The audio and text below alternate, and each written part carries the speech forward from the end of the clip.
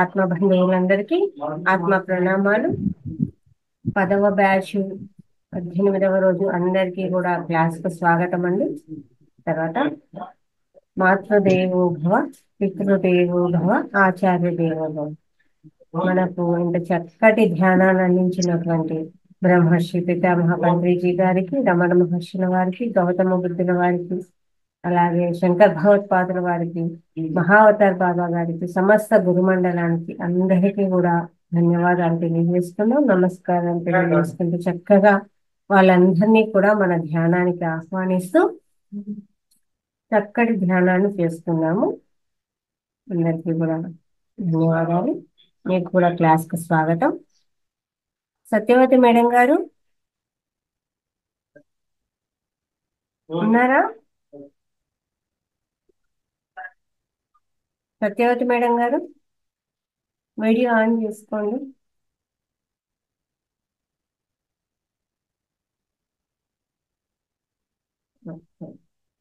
నమస్తే madam, class కు స్వాగతం. చిన్న ప్రాణాయామ చేసి మనం మొదలు పెడదామా? అందరూ కూడా మంచినీళ్ళు తాగారా?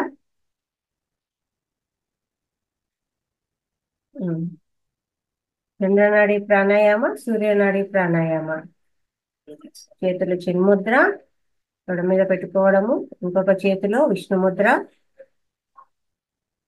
రైట్ క్లోజ్ చేయడము, left side breathe in breathe out. 1 2 3 4 5 6 7 8 9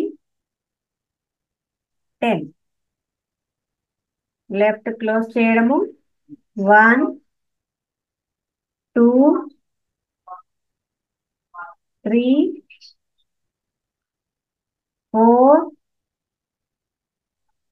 5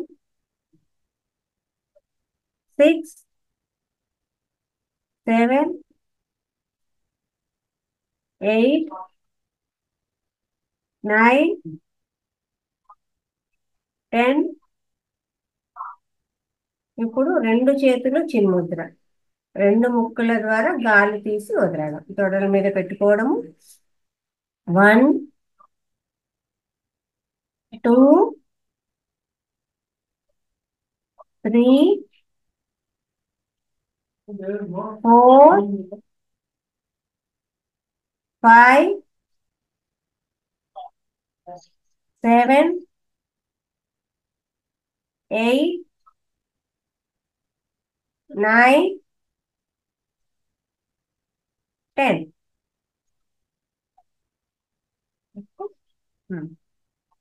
madam గారు స్టార్ట్ చేయండి.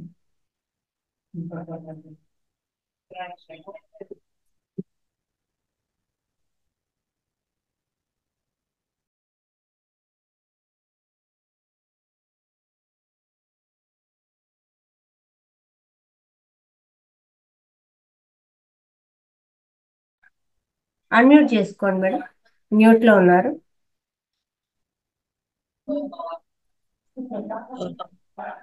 వినిపిస్తుందా అండి? ఓకేనా? చక్కగా స్థిర సుఖ ఆసనము. తల నిటారుగా ఉంచుకోవాలి, వెన్ను నిటారుగా ఉంచుకోవాలి. చక్కగా ప్రాణశక్తిని తీసుకుంటాము. ఎప్పుడైతే తల నిటారుగా ఉంచుకొని వెన్ను నిటారుగా ఉంచుకుంటామో ఎక్కువ ప్రాణశక్తిని తీసుకుంటాం అన్నమాట. ఓంకారం 5 టైమ్స్ చెప్పుకొని ధ్యానంలోకి వెళ్ళిపోదాం. ఓం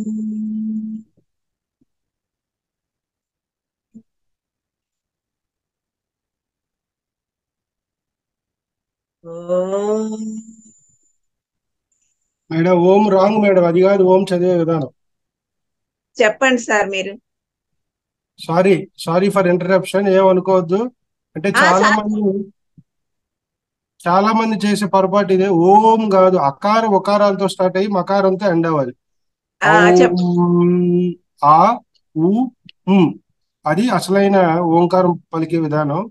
జనరల్ గా ఇప్పుడు చాలా మంది ఆ ఈ ఓంకారాన్ని ఓం అని ఇలా పలికిస్తున్నాం. మనకి తెలియక మనమే అదే నేర్చుకుంటున్నాం, అదే ఫాలో అవుతున్నాం. అదే దయచేసి నాకు అందరూ యోగా మాస్టర్ ఎట్లా చెప్పేటప్పటికి నేను అట్లా చెప్పలేదమ్మా. చెప్తాను. అవునవును. ఆ, అకారంతో స్టార్ట్ అవ్వాలి. అకారంతో స్టార్ట్ అయ్యి మధ్యలో ఉకారం వస్తుంది, ఉంతో ఎండ్ అవుద్ది. ఔం. ఓకే ఓకే చెప్పండి సార్, మీరు చెప్పండి. వినండి, చూడండి అందరూ. ఓకే అకారంతో స్టార్ట్ అయ్యి ఉకారంతో మిడిల్ లో ఉకారం వస్తుంది, చివరిలో ఎండ్ లో ఉమ్ అని రావాలి. అకార ఉకారాల మకారాలు. ఓకే ఔం, ఉమ్,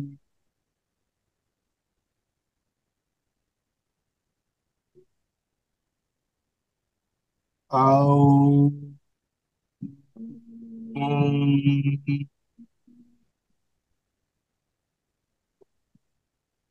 దీన్ని నాకు చెప్పింది ఎవరంటే మా గురువు గారు సదానందగిరి గారు. 108 సంవత్సరాలు ఆయన. ఎక్కడ ఆ, క్లాస్ ఎక్కడ క్లాస్ చెప్పినా కూడా సరి చేసుకుంటూ వస్తున్నారు. సో ఓకే మనకు ఓకే తెలియకుండా చిన్న చిన్న పొరపాట్లు జరుగుతూ ఉంటాయి. సో సత్యవతి మేడం తప్పుగా అనుకోవద్దండి మధ్యలో. ఆ, లేదు లేదు లేదు సార్, అయ్యో మంచి భలేవారే. మనం ఇంతకు ముందు ప్రీవియస్ క్లాస్ లో కూడా మనం ఇదే విధంగా చేయించేవాళ్ళం. ఓకే, ఇప్పుడు ఓకే అందరూ పలకండి, టైం వేస్ట్ అవుతుంది. అకారంతో స్టార్ట్ అవ్వాలి, ఉకారంతో మిడిల్ లో ఉకారం రావాలి, చివరికి అకార ఉకారం అకారాలతో ఎండ్ అయిపోవాలి. స్టార్ట్ చేయండి ఇప్పుడు. ఈవేళ చెప్పండి, మీరు ఈవేళ ఒక్క రోజు చేయించండి, సరే అట్లా అమ్మ. చేస్తాం.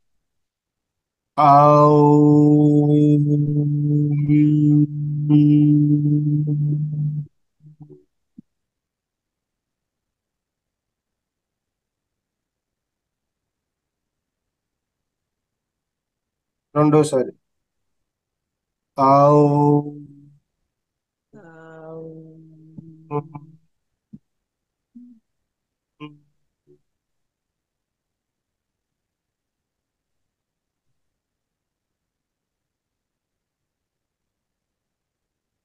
మూడోసారి. ఆవు.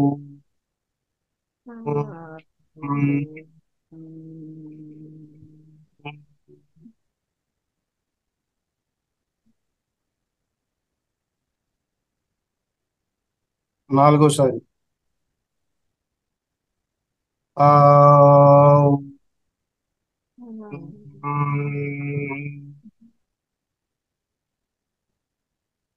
ఆ అన్నప్పుడు మన బ్రహ్మరంధ్రం నుంచి మన బొడ్డు భాగం వైపు ఒక వేణు మీద గనక తీగను కొడితే డ్రిల్ అది ఎట్లా సౌండ్ వస్తే అట్లా వైబ్రేషన్ వస్తుంది, గమనించండి. ఐదోసారి. ఆ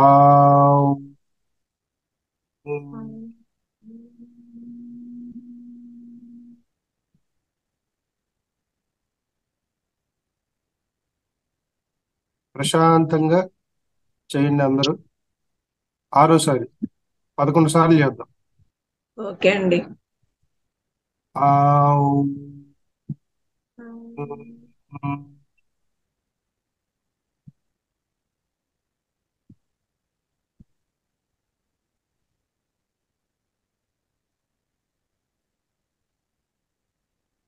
7ఓసారి. ఆ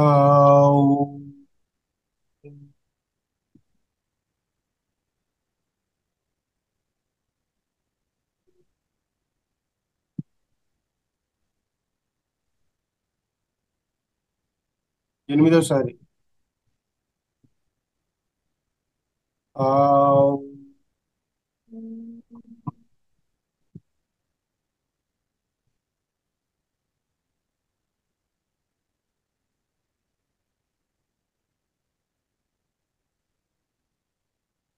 9ఓసారి. ఆ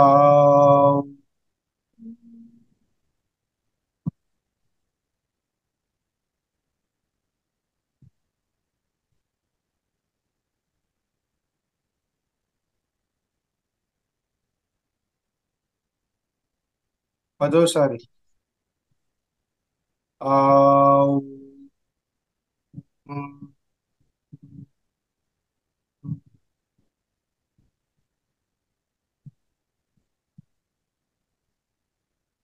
పదకొండోసారి ఆ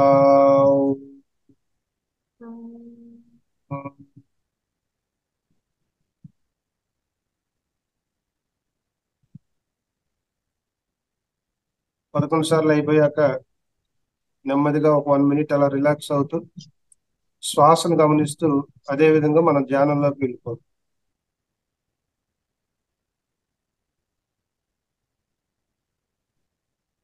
ఓకే మేడం, క్యారియర్. ఓకే అండి, థ్యాంక్ యూ.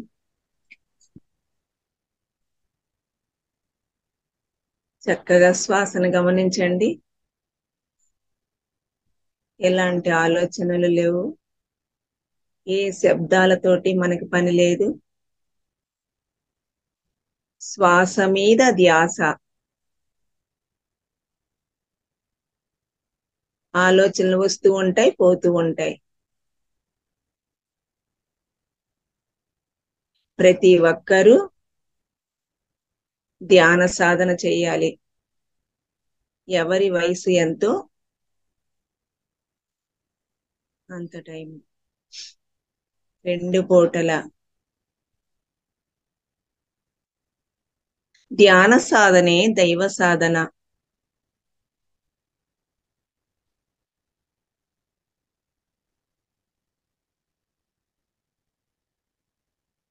దేహమే దేవాలయము, జీవుడే దేవుడు.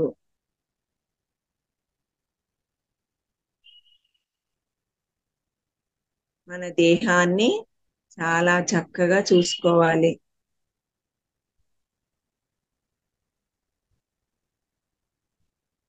మనందరము ఆత్మస్వరూపాలము అని తెలుసుకోవాలి.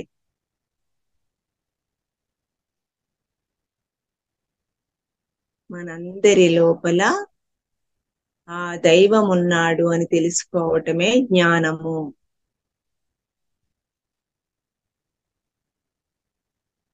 తెలియనిది తెలుసుకోవటమే జ్ఞానము.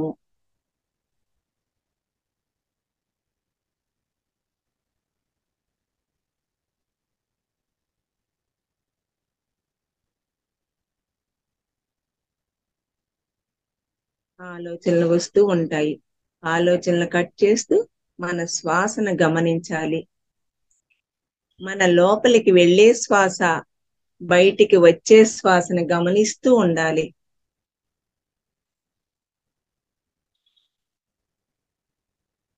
నిర్మలమైన మనస్సు నిశ్చలమవుతుంది. నిశ్చలమైన మనస్సు దైవాన్ని చూస్తుంది.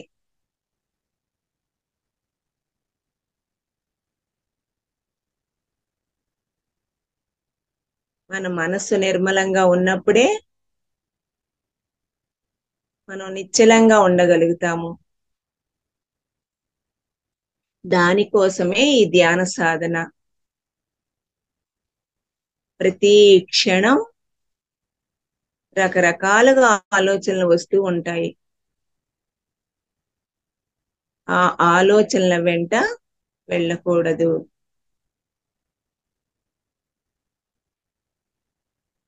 మనందరము దైవ స్వరూపాలమని తెలుసుకోవటమే జ్ఞానము.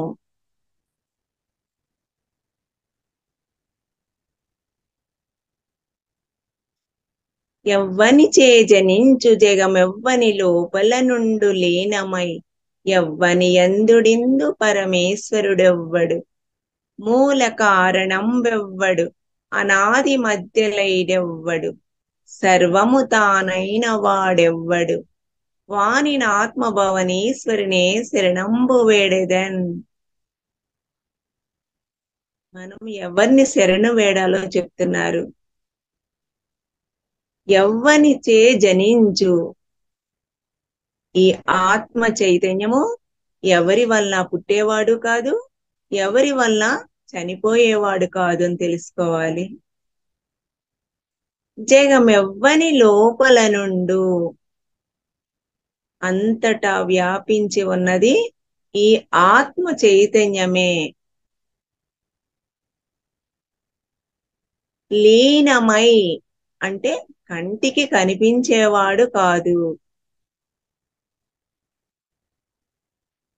ఎవ్వని ఎందుడిందు పరమేశ్వరుడెవ్వడు. ప్రతి ఒక్కరి లోపల ఆ పరమేశ్వరుడు ఆత్మ చైతన్యమై ఉన్నారు అని చెప్తున్నారు. పరమాత్మ అవ్వచ్చు, మన ఇష్టం.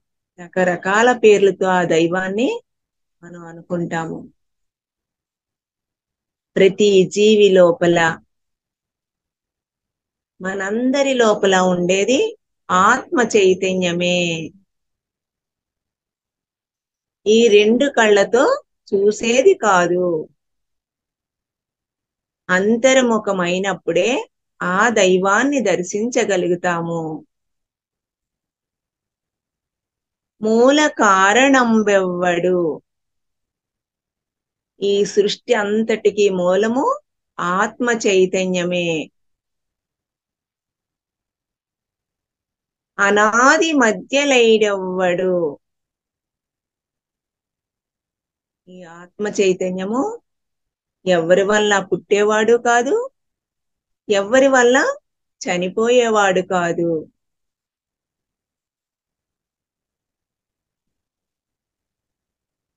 అనాది నుంచి ఉన్నది ఈ ఆత్మ చైతన్యమే. అనాది మధ్యలైడెవ్వడు, సర్వము తానైన వాడెవ్వడు. ఈ విశ్వమంతా, ఈ సర్వస్వము ఆత్మ చైతన్యముతోటే నిండి ఉన్నది. వానిని ఆత్మభవనీశ్వరునే శరణంబు వేడెదన్. మన లోపల ఉన్న ఆత్మ చైతన్యాన్నే మనల్ని శరణు వేడుకోమంటున్నారు. మనం ఎక్కడికెక్కడికో వెళుతూ ఉంటాము. మన లోపల ఉన్న ఆత్మ చైతన్యముతో మనం కలిసి ఉన్నప్పుడు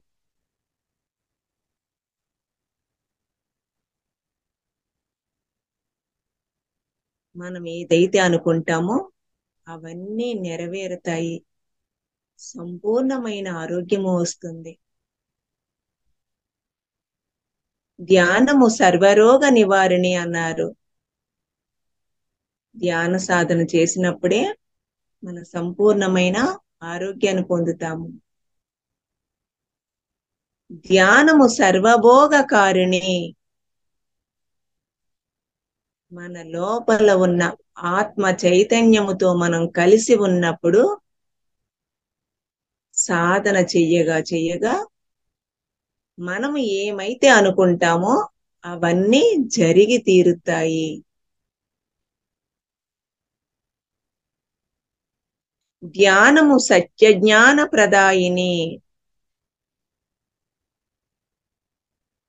ఎప్పుడైతే ధ్యాన సాధన చేస్తామో ఏది తప్పు, ఏది ఒప్పని తెలుసుకుంటాము.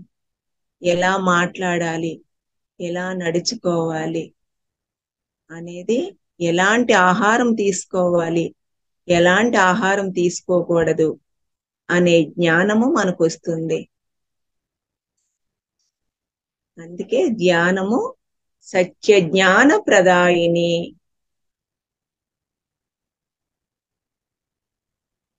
భగవద్గీతలో శ్రీకృష్ణ పరమాత్మ ధ్యానాగ్ని దగ్ధ కర్మాణం అన్నారు. ధ్యానం అనే అగ్నిలోనే మన కర్మల దగ్ధం అవుతాయని చెప్తున్నారు.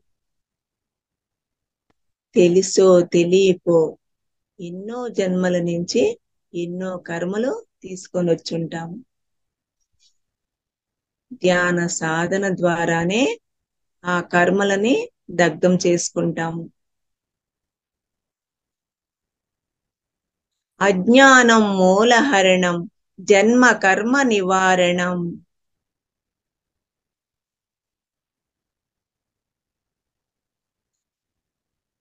మనం చేసేదంతా రైటు అనుకుంటాము. ఎంతో అజ్ఞానం ఉంటుంది. ధ్యాన సాధన చేసినప్పుడే మూల మూలల నుంచి మనలో ఉండే అజ్ఞానం అంతా బయటికి వెళ్ళిపోతుంది. జన్మ కర్మ నివారణం.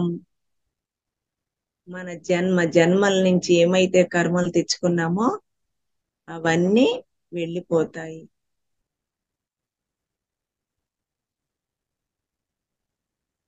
ప్రతి ఒక్కరూ ధ్యాన సాధన చెయ్యాలి.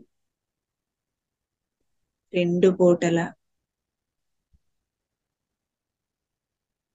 చక్కని సంగీతముతో ధ్యాన సాధన చేస్తున్నప్పుడు 3 శక్తిని పొందుతాము. పిరమిడ్ లో ధ్యాన సాధన చేస్తున్నప్పుడు 3 శక్తిని పొందుతాము. చక్కని సంగీతముతో ఈ కొద్దిగా సేపు శ్వాసను గమనిస్తూ ధ్యాన సాధన చేద్దాం.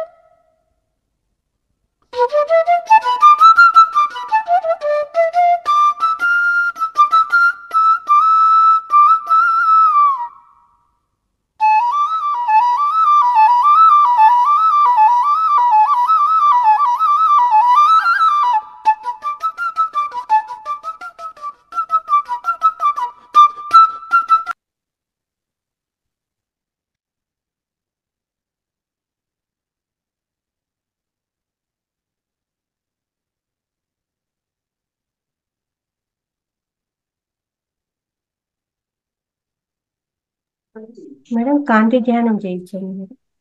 అండి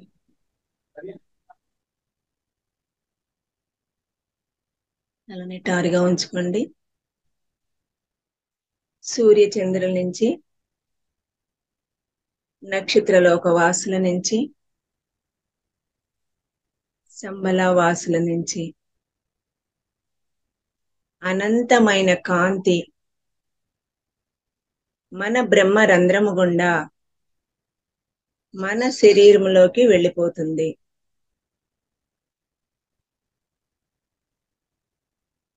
ఆ కాంతి మన చిన్న మెదడు, మన పెద్ద మెదడు, తలలో ఉండే ఆ సన్నని నరాలన్నిటికీ ఆ తెల్లని కాంతి వెళ్ళిపోతూ ఉంది. ఆ తెల్లని కాంతితో నిండిపోయాయి ఆ కాంతి మన ముఖ భాగము, మెడ, గొంతు భాగము ఆ తెల్లని కాంతితో నిండిపోయింది. గొంతులో ఉండే థైరాయిడ్ గ్రంథి, వాకల్ కార్డ్స్ ఆ తెల్లని కాంతితో నిండిపోయాయి. భావన చేయండి, సృష్టి చేయండి. ఆ కాంతి మన 2 భుజాలు, 2 మోచేతులు, అరచేతులు, 5 వేళ్ల కొనల వరకు ఆ తెల్లని కాంతి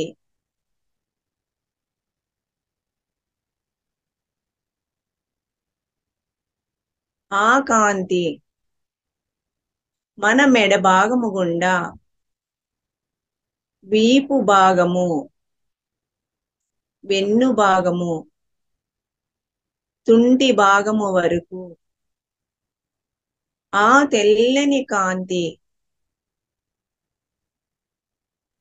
అపారమైన ఆ తెల్లని కాంతి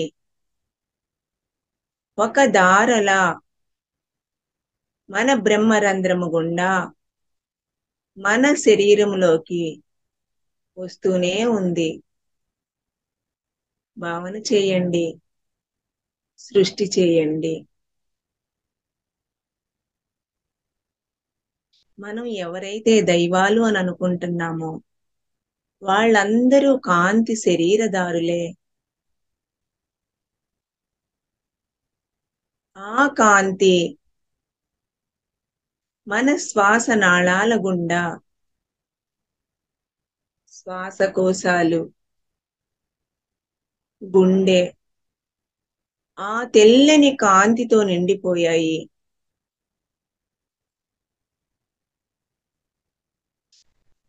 ఆ కాంతి శ్వాస నాళాల ద్వారా మన పొట్ట లోపలి భాగాలన్నిటికీ ఆ కాంతి వెళ్ళిపోతూ ఉంది. మన పొట్టలో చిన్న ప్రేగులు, పెద్ద ప్రేగులు, జీర్ణ వ్యవస్థ, లివరు, గర్భాశయము లోపలి భాగాలు ఆ తెల్లని కాంతితో నిండిపోయాయి.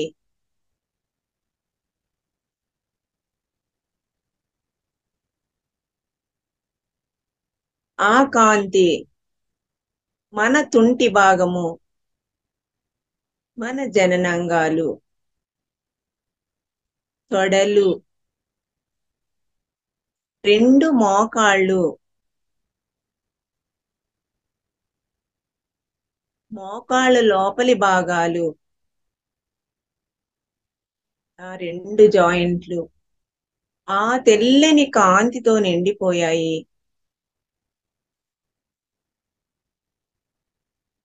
ఆ కాంతి మోకాళ్ళ నుంచి పాదాల వరకు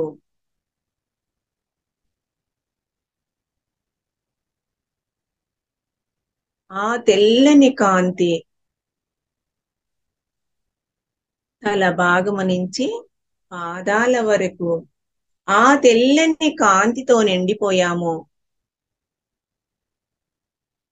మన శరీరం అంతా ఆ కాంతితో నిండిపోయింది. ఆ దైవ శక్తితో నిండిపోయింది. ఆ విశ్వ చైతన్య శక్తితో నిండిపోయింది. కాంతి. ఆ కాంతి మన నాభి ద్వారా బయటికి విరచిమ్ముతుంది.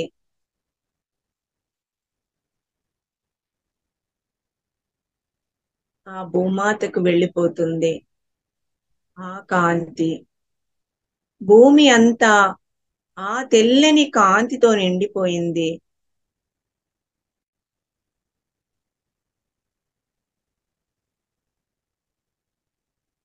ఆ తెల్లని కాంతితో భూమి అంతా నిండిపోయింది. ఆ కాంతిని మనందరిళ్ళకి ప్రసరింప చేసుకుందాము.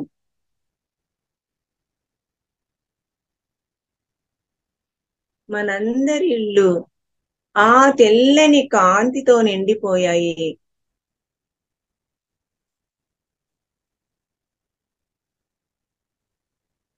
మన ఇంట్లో వాళ్ళందరూ ఆ తెల్లని కాంతితో నిండిపోయారు. భావన చెయ్యండి. వారు కూడా చక్కగా ధ్యాన సాధన చేస్తున్నారు. శాకాహారులయ్యారు.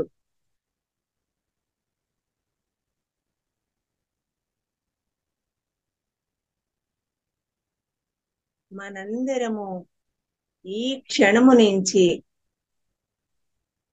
సంపూర్ణమైన ఆరోగ్యముతో ఆనందముతో వర్ధిల్లుతున్నాము.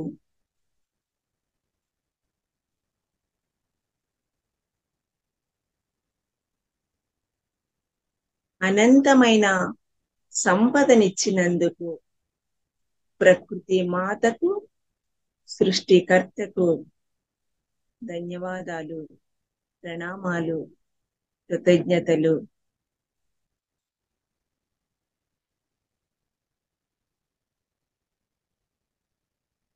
మన శరీరములో ప్రతి కణానికి, ఆ బోన్స్ కి,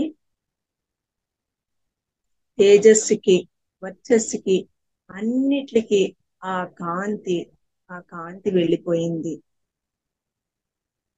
ఆ కాంతితో వెలిగిపోతున్నాము. ఈ జూమ్ క్లాస్ లో ఎంతో మంది కొత్త వాళ్ళు చక్కగా ధ్యాన సాధన నేర్చుకోవడానికి వస్తున్నారు. వారందరూ శాకాహారులయ్యారు.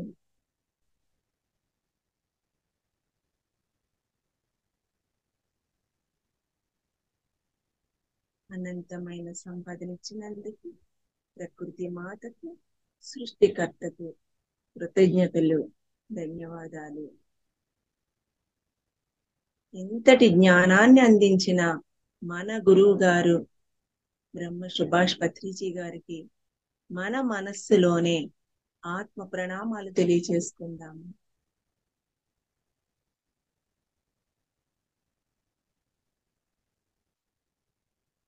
ఎవ్వరూ కళ్ళు తెరవద్దు. చక్కగా హాయిగా అదే భావనతో మీ రెండు అరిచేతులను తీస్తూ రెండు కళ్ళ మీద ఉంచుకుందామండి. ఆ చేతుల ద్వారా వచ్చే విశ్వశక్తిని మన కళ్ళ ద్వారా మన శరీరంలోకి ప్రసరింప చేసుకుందాము. నిదానంగా మీ రెండు అరిచేతుల్ని చేస్తూ మీ అరిచేతులను చూసుకుంటూ నిదానంగా కళ్ళు తెరవండి.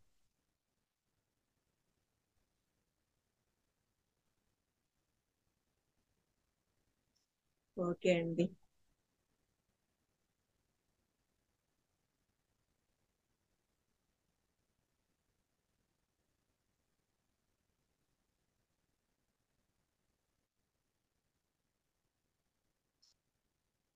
Okay madam.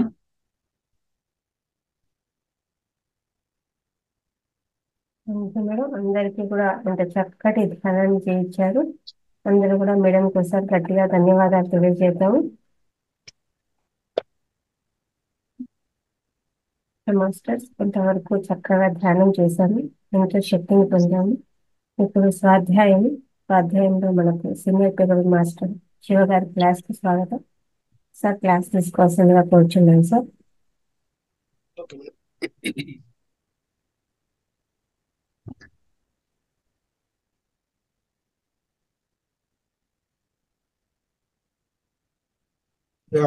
అందరికీ శుభోదయం ఫ్రెండ్స్. మరొకసారి మీ అందరిని కలవటానికి అవకాశం ఇచ్చినటువంటి గురువులందరికీ, పిరమిడ్ స్పిరిచువల్ సొసైటీ మూవ్మెంట్ వ్యవస్థాపకులు నా గురుదేవులైన బ్రహ్మర్షి పితామహ పత్రిజీకి మనస్ఫూర్తిగా నేను పాదాభివందనాలు తెలియజేసుకుంటూ, ఈరోజు మనం డిస్కస్ చేసుకునే టాపిక్ కుటుంబ కర్మ అంటే ఏంటి, దేశ కర్మ అంటే ఏంటి, భూమి కర్మ అంటే ఏంటి. ముందు ఈ విషయాలు తెలుసుకునే లోపల అసలు కర్మ అంటే ఏంటో తెలుసుకుందాం. సో మన భారతదేశంలో మన హిందూ ధర్మం ఏం చెప్తుందంటే మన జీవితాలన్నీ కూడా కర్మ సిద్ధాంతం మీద ఆధారపడి ఉన్నాయి. సాక్షాత్తు మరి శ్రీకృష్ణ భగవానుడు మన భగవద్గీత అంతా చెప్పింది కూడా అదే. మనం చేసుకున్న కర్మలను బట్టే మన జన్మ పరంపర ఉంటది. ఈ కర్మల్లో మనకు తెలిసినంతకు ముందు 3 రకాల కర్మలు ఉంటాయి, అవి మీ అందరికీ తెలుసు. సో మరి కర్మలు అంటే సంచిత కర్మలు, ప్రారంధ కర్మలు, ఆగామి కర్మలే కదా. మరి కుటుంబ కర్మ అంటే ఏంటి, భూమి కర్మ అంటే ఏంటి, దేశ కర్మ అంటే ఏంటి అని ఈ 3 మీకు కొత్తగా అనిపించవచ్చు. సో మనం ప్రతిరోజు రకరకాల కర్మలు చేస్తూ ఉంటాం.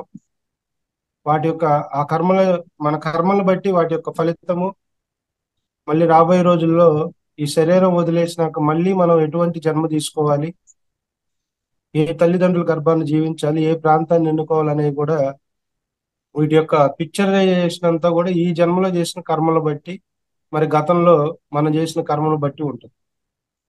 సో ఇవన్నీ మనకు తెలుసు. సాధన చేసినా చేయకపోయినా కూడా మరి ధ్యాన మార్గం రాకముందు ఎంతో మంది ప్రవచనాల్లో కూడా విని ఉంటాం. సో మనకి జన్మలు ఉన్నాయి, ఆ జన్మలన్నీ కూడా కర్మ పరంపరను బట్టి మన జన్మలు తీసుకుంటూ వస్తున్నాం. ముందుగా అసలుకి ఈ కర్మ ఇప్పుడు పూర్వపు రోజుల్లో ముక్తి మోక్షాన్ని అందరూ పొందేవాళ్ళు. ముక్తి మోక్షాన్ని అందరూ పొందేవాళ్ళు. ఒక మన ఋషుల కాలంలోకి వెళ్తే, కొన్ని సంవత్సరాల క్రితం ముందుకెళ్తే గనక, కొన్ని వందల సంవత్సరాల ముందుకు వెళ్తే ఈ యొక్క మోక్షాన్ని, ముక్తిని అందరూ పొందేవాళ్ళు. ఇది ఎవరు సొత్తు కాదు, అందరూ పొందేవాళ్ళు. ఎందుకంటే అప్పుడు వాళ్ళ జీవన విధానం అలా ఉండేది బాల్యం నుంచే. కానీ సంవత్సరాలు మారాయి, యుగాలు మారాయి, ఎన్నో ధర్మాలు మారుతూనే వస్తున్నాయి. ఇప్పుడు ఈ కలియుగంలో మానవుడు వాటన్నిటికీ మనం దూరం అయిపోయాం. ఏ కర్మ చేస్తే ఏ ఫలితం వచ్చిందో తెలియదు, ఏం మాట్లాడేదో తెలియదు, ఎలా మాట్లాడాలో తెలియదు. సో ఫ్లోలో వెళ్ళిపోతుంది లైఫ్.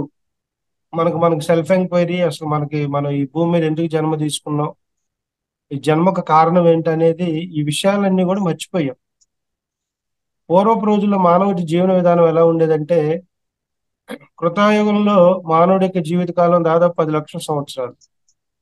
అట్లా త్రేతాయుగంలో అది 10,000 సంవత్సరాలకు పడిపోయింది. అట్లా పడిపోతూ ఇప్పుడు కలియుగానికి ఏమొచ్చింది, 124 సంవత్సరాలు మానవుడి జీవితకాలం 121 సంవత్సరాలకు కుదింపబడింది. అప్పట్లో మానవులు ఒక్కొక్కడు 30 అడుగులు అట్లా ఉండేవాళ్ళు ఆ యుగాల్లో. మరి ఇప్పుడు మానవుడి యొక్క ఎంత హైట్, 5.6 నుంచి మాక్సిమం 6 వరకు. 6 అడుగులు ఉంటే ఇక వాడిని మన ఆజానుబాహుడు అంటాం. మరి అప్పట్లో మానవుడి జీవితకాలం, జీవన విధానం ఎలా ఉండేది ఒకసారి తెలుసుకుందాం. తెలుసుకొని మన కుటుంబ పరంగా ఫస్ట్ ఏ కర్మల్లో ఉంటే మనం ఈ సాధనా మార్గం ఉన్నప్పుడు ఆధ్యాత్మికతలో మన జీవన విధానం ఎలా ఉంటే మరి కుటుంబ కర్మలకు న్యాయం చేసి మన కుటుంబంలో సఫలీకృతం అవుతాం అనేది ఈరోజు మనం కూలంకషంగా తెలుసుకొని తర్వాత భూమి కర్మ, దేశ కర్మ గురించి మాట్లాడుకుందాం. పూర్వంలో మానవుడి జీవన విధానం ఎలా ఉండేదంటే 4 భాగాలుగా విభజించేవాళ్ళు. బాల్యము, యవ్వనము, తర్వాత వానప్రస్థాశ్రము, సన్యాసాశ్రమం. ఫస్ట్ ఈ 4గిటిని 4 గదులు అనుకోండి. అర్థమవుతుంది అందరికి? అర్థమవుతుందండి. 4 గదులు అనుకుంటే 0 to 25 సంవత్సరాలని బాల్యము యవనం అనేవాళ్ళు. అది మొదటి గది అనుకోండి. రెండో గది వచ్చేసి 25 సంవత్సరాల నుంచి 50 సంవత్సరాల వరకు దాన్ని రెండో గది అనేవాడు. అక్కడ యవ్వనంతో పాటు పెళ్లి సంసారం ఉండేది. మూడో గది వానప్రస్థ ఆశ్రమం. నాలుగోది సన్యాసాశ్రమం. ఈ బాల్య దశలో ఆ వెనకటి రోజుల్లో కొన్ని సంవత్సరాలుగా ముందుకు వెళ్తే ప్రతి ఇంట్లో ధ్యానం ఉండేది, సాధన ఉండేది, జ్ఞానం ఉండేది. ప్రతి తండ్రి కూడా ఆ బిడ్డను ఆ గురువు దగ్గరికి పంపించి ఆ గురువు ద్వారా వాళ్ళకి కావాల్సిన ఆధ్యాత్మిక జ్ఞానాన్ని, మరి ప్రాపంచికంగా భౌతికంగా వాళ్ళు జీవించడానికి ఏమేం కావాలో అవన్నీ నేర్పేవాళ్ళు. ఆ రోజుల్లో ఈ ఫిజిక్స్లు, కెమిస్ట్రీలు ఇవన్నీ లేవు, ఎడ్యుకేషన్ లేదు అప్పట్లో. ఏదైనా వాడు భౌతికంగా బతకాలి కాబట్టి ఆ బతకడానికి కావాల్సిన విద్యను నేర్పేవాళ్ళు. దానికన్నా ఎక్కువ ఈ 20 సంవత్సరాల లోపల ఆధ్యాత్మికత ఎక్కువ ఉండేది వాళ్ళల్లో. సాధన చేసుకోవటం, సాంగత్యం చేసుకోవటం, గురువు చెప్పిన మాటలను గౌరవించటం, ఆ గురువుకి సేవ చేసుకుంటూ ఆ జీవితాన్ని ఎలా అయితే మనిషి జీవితాన్ని తను ఆనందంగా జీవించాలో దానికి సంబంధించిన నాలెడ్జ్ అంతా 25 years లోపల ఫినిష్ చేసేవారు. సిలబస్, సాధన, సిలబస్ రెండు. తర్వాత ఏమవుతాడు ఇతను? రెండో గదిలోకి వెళ్తాడు. రెండో గది ఏమనుకున్నా 25 నుంచి 50 సంవత్సరాలు. ఈ రెండో గదిలోకి వెళ్ళినప్పుడు వాళ్ళు చక్కగా 20 సంవత్సరాల్లో భార్యాభర్తలు ఇద్దరు కూడా మంచి అవగాహనతో, ఆధ్యాత్మిక జ్ఞానంతో మరి ఉండేవాళ్ళు కాబట్టి మ్యారేజ్ అవ్వగానే వాళ్ళిద్దరి మధ్య ఏం క్లాషెస్ వచ్చేవి కాదు. చక్కగా ఆ రోజుల్లో ఇప్పుడు డైవర్స్ అనే పదాలు ఇప్పుడు వింటున్నాం మనం. 100 సంవత్సరాల క్రితం డైవర్స్ లేదు. ఈ రోజుల్లో చిన్న చిన్న విషయాలకి డైవర్స్. కాఫీలో షుగర్ తగ్గిన డైవర్సే. ఒక చీర బదులు లైట్, ఒక చీర బదులు ఇంకో చీర కలర్ మార్చిన డైవర్సే. అంటే అంత దారుణమైన సిచ్యువేషన్స్ ఈ రోజు మనం ఫేస్ చేస్తున్నాం సమాజంలో. మరి వెనకట్లు ఇవన్నీ లేవు. ఎందుకు లేవు? వాళ్ళలో ఆధ్యాత్మికత ఉంది, జ్ఞానం ఉంది. ఒక భర్తను భార్య ఎలా గౌరవించాలో తెలుసు. ఒక భార్యకు భర్తను ఎలాగో ఈగోస్ అనేవి లేవు అప్పట్లో. ఎందుకు లేవంటే వాళ్ళు సాధనలో ఉండేవాళ్ళు, ఎప్పుడు గురు సాంగత్యంలో ఉండేవాళ్ళు. ప్రతి గ్రామంలో కూడా సాయంత్రం అవగానే ఒక్కొక్క గ్రామానికి ఒక్కొక్క గురువులు ఉండేవాళ్ళు. ప్రతిరోజు ఒక సత్సంగం జరిగేది సాయంత్రం పూట. అందరూ పని చేసుకొని ఇళ్లలో పనులన్నీ ముగించుకొని అక్కడికి వెళ్ళి మళ్ళీ సాయంత్రం ఆ గురు సాంగత్యంలో ఉన్నప్పుడు ఏమైనా చిన్న చిన్న విషయాలు ఉన్నా కూడా ఆ గురువు గారి సందేశం ద్వారా అవన్నీ పక్కకెళ్ళిపోయి మళ్ళీ వాళ్ళు అన్యోన్యంగా ఉండేవాళ్ళు. అట్లా ఈ 20 సంవత్సరాలు అయితే వాళ్ళు ఏదైతే ఆ జ్ఞానాన్ని సాధించారో, వాళ్ళు గురువు ద్వారా పొందారో, ఆ జ్ఞానంతో కుటుంబ వ్యవస్థలో కూడా ఆనందంగా జీవించేవాళ్ళు ఏదున్నా లేకపోయినా. 25 నుంచి 50 సంవత్సరాల సంసారం అని చెప్పే కదా, ఇక్కడ ఆధ్యాత్మికత ఉండదు. ఆధ్యాత్మికత 20%, సంసారం 80%. అంటే ఎలా చెప్పాలంటే మనకి ఏదైనా కష్టం వచ్చినప్పుడు గుడి గుర్తు ఎప్పుడు గుర్తొస్తుంది ప్రతి మానవుడికి? భగవంతుడు ఎప్పుడు గుర్తొస్తాడు? ఏదైనా కష్టం వచ్చినప్పుడు. లేదు అంటే మనం కోరుకున్న కోరిక తీరినప్పుడు. అప్పుడు ఇలా అట్లాగే ఆ 25 నుంచి 50 సంవత్సరాలు ఆ టైం పీరియడ్ లో ఆధ్యాత్మికత 20%, ప్రాపంచికం 80%. అంటే పిల్లలు వస్తారు కదా, వీళ్ళు పెళ్లిళ్ళు అయితే 2 సంవత్సరాలు పిల్లలు పడతారు. వీళ్ళని పెద్ద చేసి వాళ్ళని సెటిల్ చేసే విధానంలో తల్లిదండ్రులు ఇద్దరు ఉండేవాళ్ళు. ఆ పుట్టిన పిల్లలు మళ్ళీ ఫస్ట్ గదికి వచ్చేవాళ్ళు. వాళ్ళకి కావాల్సిన విద్య, బుద్ధులు, జ్ఞానం, సాధన ఇవన్నీ నేర్పి వీళ్ళు మళ్ళీ 50 అయిపోగానే ఎక్కడికి వెళ్ళేవాళ్ళు? మూడో గదిలోకి వెళ్ళేవాళ్ళు, వానప్రస్థాశ్రమం. మళ్ళీ అక్కడి నుంచి ఆ 20 సంవత్సరాలు ఎక్కడైతే వాళ్ళు ఆ జ్ఞానవంత సాధన అంతా నేర్చుకున్నారో దాన్ని మళ్ళీ ఇక్కడ వానప్రస్థ ఆశ్రమంలో కంటిన్యూ చేసేవాళ్ళు. వానప్రస్థ ఆశ్రమానికి పిల్లలు పట్టించుకునేవాళ్ళు కాదు. వాళ్ళ బాధ్యతలు వీళ్ళ తీరిపోయిన. వన్స్ మ్యారేజ్ చేసి సెటిల్ చేశారంటే ఇక వాళ్ళ పనులు అయిపోయినట్టే. వాళ్ళ జోడు వెళ్ళేవాళ్ళు కాదు. ఇప్పుడు ఎట్లా ఉంది వ్యవస్థ? వీళ్ళిద్దరు పెళ్లిళ్ళు అవుతాయి, పిల్లల పెళ్లిళ్ళు అవుతాయి, మనవాళ్ళ పెళ్లిళ్ళు అవుతాయి, ముని మనవరాల పెళ్లిళ్ళు కూడా చూడాలనే బాబుతో వచ్చింది. ఇప్పుడు వాళ్ళకి ఏదో సంపాదించి పెట్టాలి, మనం ఏదో చేయాలి. అవునా కదా? ఈ యొక్క మాయలో పడిపోయి మనం అసలు ఎందుకు ఈ భూమి మీదకి వస్తున్నాం, మన జన్మ పరంపర ఏంటి, అసలు మన లైఫ్ పర్పస్ అంటే అనేది అదే బంధం, అదే మాయ అంటే. వీటిలో ఇరుక్కుపోయి ఎంత మనిషికి ఎంత చేసినా కూడా తృప్తి అనేది లేదు. పిల్లలు బాగుండాలి, మనవాళ్ళు బాగుండాలి, మరి ఇంకా పిల్లలు వాళ్ళ పిల్లలకి వాళ్ళు చేసేది ఏంటి? ఆ రోజుల్లో ఎప్పుడు ఏ టైం వరకు ఏం పని చేయాలో అది చేసేవాళ్ళు, వదిలేసేవాళ్ళు. ఈ 50 నుంచి 70 సంవత్సరాల లేపు పిల్లాడు ఏదైనా బిజినెస్ పెట్టుకున్నాడు అనుకో, ఫర్ ఎగ్జాంపుల్, అక్కడికి వెళ్ళి పలకరించి రావటం అంతే. ఏదైనా బాగుందా ఏంటి, అంత వ్యవహారం అంతా మంచిగా జరుగుతుందా, అట్లా విశ్లేషణ చేసి మళ్ళీ వీళ్ళ పనిలో వీళ్ళు ఉండేవాళ్ళు. అటాచ్మెంట్ ఉండేది కాదు ఎక్కువ. వానప్రస్థాశ్రమంకి వచ్చాక అక్కడ మళ్ళీ మంచిగా సాధన చేసుకునేవాళ్ళు. ఈ వానప్రస్థాశ్రమం 50 నుంచి 75 లోపల వీళ్ళకి క్లియర్ గా అర్థమైపోయేది, ఇది నా ఇల్లే గాని ఇది నా ఇల్లు కాదు, వీడు నా కొడుకే గాని నా కొడుకు కాదు, ఈ అమ్మాయి నా కూతురే గాని నా కూతురు కాదు. అంటే రెండు ఉంటాయి, పారాడాక్స్ అంటాం. కాదు, అవును కాదు అనే విషయం ఒక క్లారిటీగా అర్థమైపోద్ది. ఈ 70 సంవత్సరాలు అయిపోయాక సన్యాసాశ్రమంలోకి వచ్చాక అన్ని వదిలేసేసేవాళ్ళు, క్లియర్ గా అర్థమైపోద్ది, నేను శరీరాన్ని కాదు ఒక దివ్యాత్మ స్వరూపాన్ని, ఈ భూమి మీద ఒక యాత్రికుడిలాగా వచ్చా కాబట్టి నా యాత్ర ముగించే సమయం అయింది, నాకు ఒక స్పష్టత వచ్చింది, వీళ్ళంతా నా వాళ్ళు కాదు, నాది ఈ లోకం కాదు, సత్యలోకాల నుంచి నేను ప్రయాణం చేసి ఇక్కడికి వచ్చాను ఎన్నో అనుభవాలు పొందటానికి, నా గతంలో చేసుకున్న కర్మలన్నీ హీల్ చేసుకోవటానికి నేను వచ్చాను, ఒక భావన అర్థమైపోయేది వానప్రస్థాశ్రమంలో. ఇక సన్యాసాశ్రమంలో అంటే ఏంటి? సన్యాసం అంటే ఏంటి? అన్నిటిని త్యజించటం, బంధాలను కుటుంబాలను అన్నిటిని త్యజించటం. ఎలా త్యజిస్తారు? మాటలతో కాదు, జ్ఞానంతో.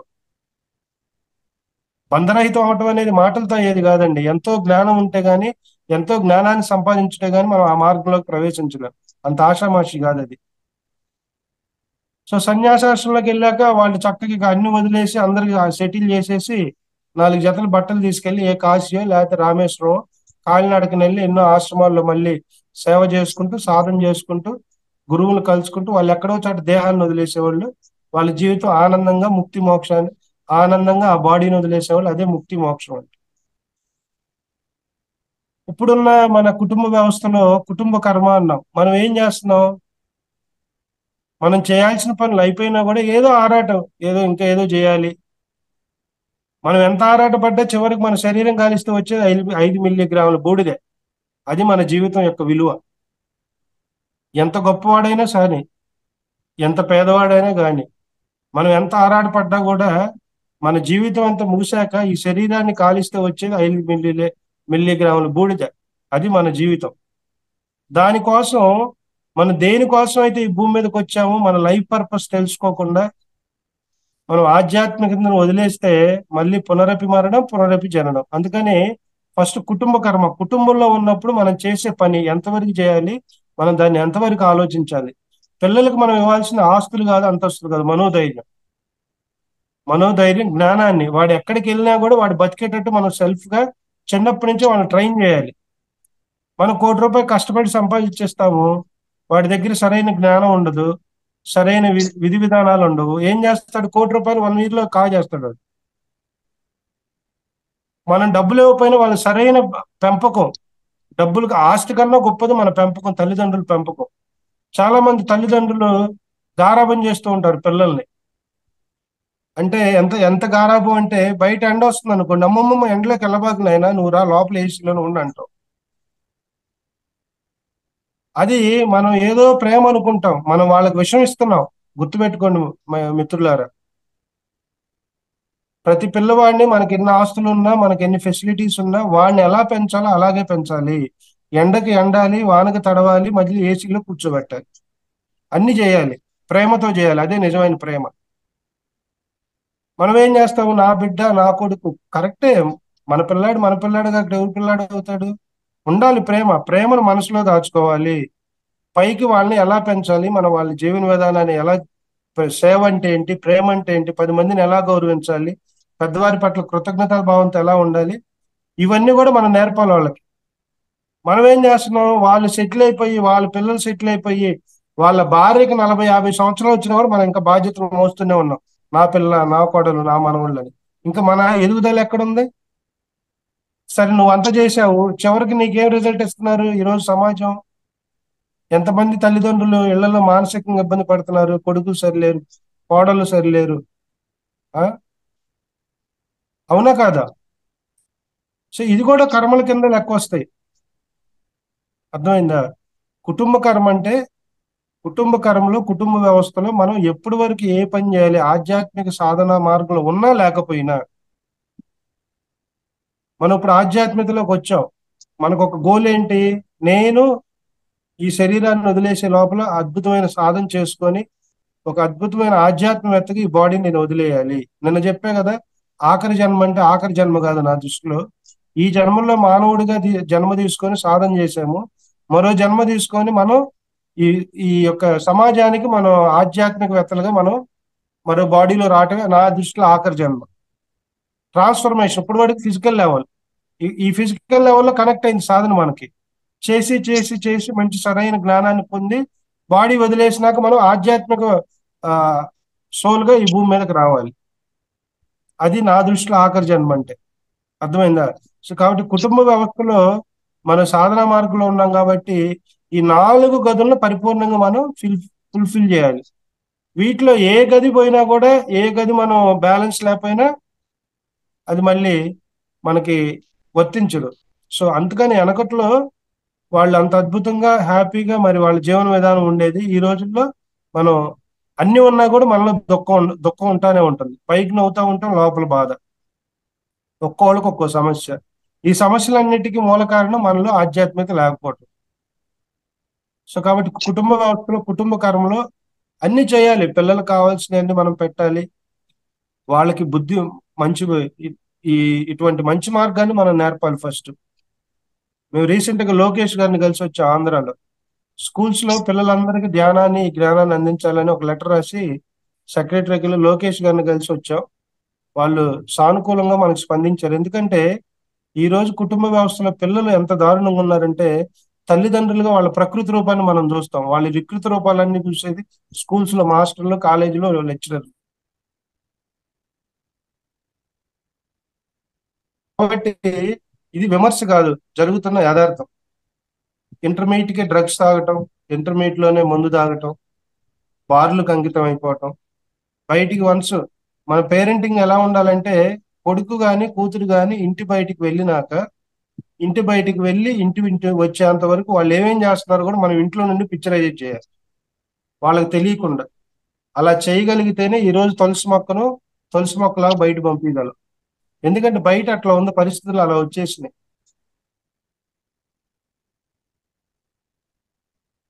ఈ ఆధ్యాత్మికతను కనుక వాళ్ళకి సాధనా మార్గాలను, ఆధ్యాత్మికత సరైన విధానంలో, స్వేచ్ఛ కూడా అతి ప్రమాదకరమైంది.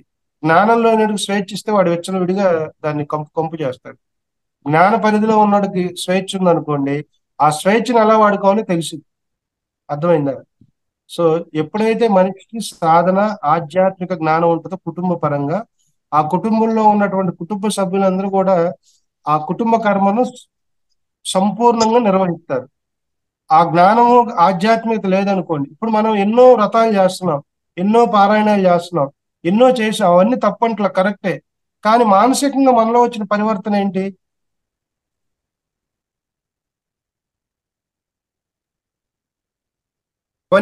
స్టేజ్ లో అవన్నీ చేసుకుంటూ వచ్చాము. ఎందుకు వచ్చాము? భగవంతుడు ఉన్నాడు, ఆ భగవంతుడిని మనం ఒక రూపంగా కొలుచుకొని, అది మరి భారతీయ సనాతన ధర్మంలోనే ఉంది ఆ భక్తి వ్యవస్థ. చేసుకున్నాం, అది తప్పంట్లా. అది లెర్నింగ్ స్టేజ్ లో మనం భగవంతుని అలా కొలిసాం. సాధనా మార్గంలోకి వచ్చాక ఈ రోజు మనం ఏం తెలుసుకున్నాం? ఆ భగవంతుడు అక్కడ కాదు, సర్వంతర్యామి, నాలో ఉన్నాడు, నీలో ఉన్నాడు, నా కొడుకులో ఉన్నాడు, పక్కింటి పిల్లాడిలోనూ ఉన్నాడు, అందరిలో ఉన్నాడని తెలుసుకున్నాం. ఆ తెలుసుకున్నప్పుడు ఏమైంది? మనలో కొంత ట్రాన్స్ఫర్మేషన్ వస్తుంది, మానసికంగా కొంత మార్పు వస్తుంది, బుద్ధిపరంగా కొంత మార్పు వస్తుంది. మన సన్మార్గంలో మన జీవితాన్ని మనం ముందుకు తీసుకెళ్తాం.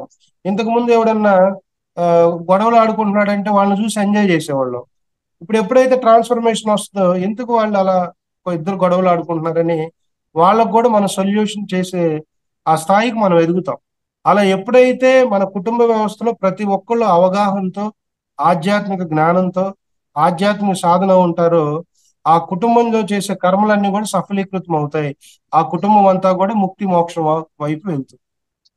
సో గతంలో అట్లా ఉండేది, ఇప్పుడు ఇట్లా ఉండేది. ఎన్నో కర్మలు చేస్తూ ఉంటాం, కానీ ఏ కర్మ చేసినా కూడా మనలో ఆధ్యాత్మిక జ్ఞానం లోపించిందంటే అది మళ్ళీ బ్యాడ్ కర్మగానే ఉంటుంది. ఆధ్యాత్మిక జ్ఞానాన్ని మనం గనక పెంపొందించుకున్నాం అనుకోండి, నిరంతరం మనం చేసే కుటుంబ కర్మల పట్ల కూడా సరైన అవగాహనతో, సరైన ఒక క్లారిటీతో మనం ప్రయాణించినప్పుడు ఎక్కడ కూడా మళ్ళీ మనకు కర్మలు యాడ్ అవ్వు. మనం ఈ భూమి మీదకి ఎందుకు వచ్చాం చెప్పండి? కర్మలు పెంచుకోవడానికి వచ్చామా, తగ్గించుకోవడానికి వచ్చామా?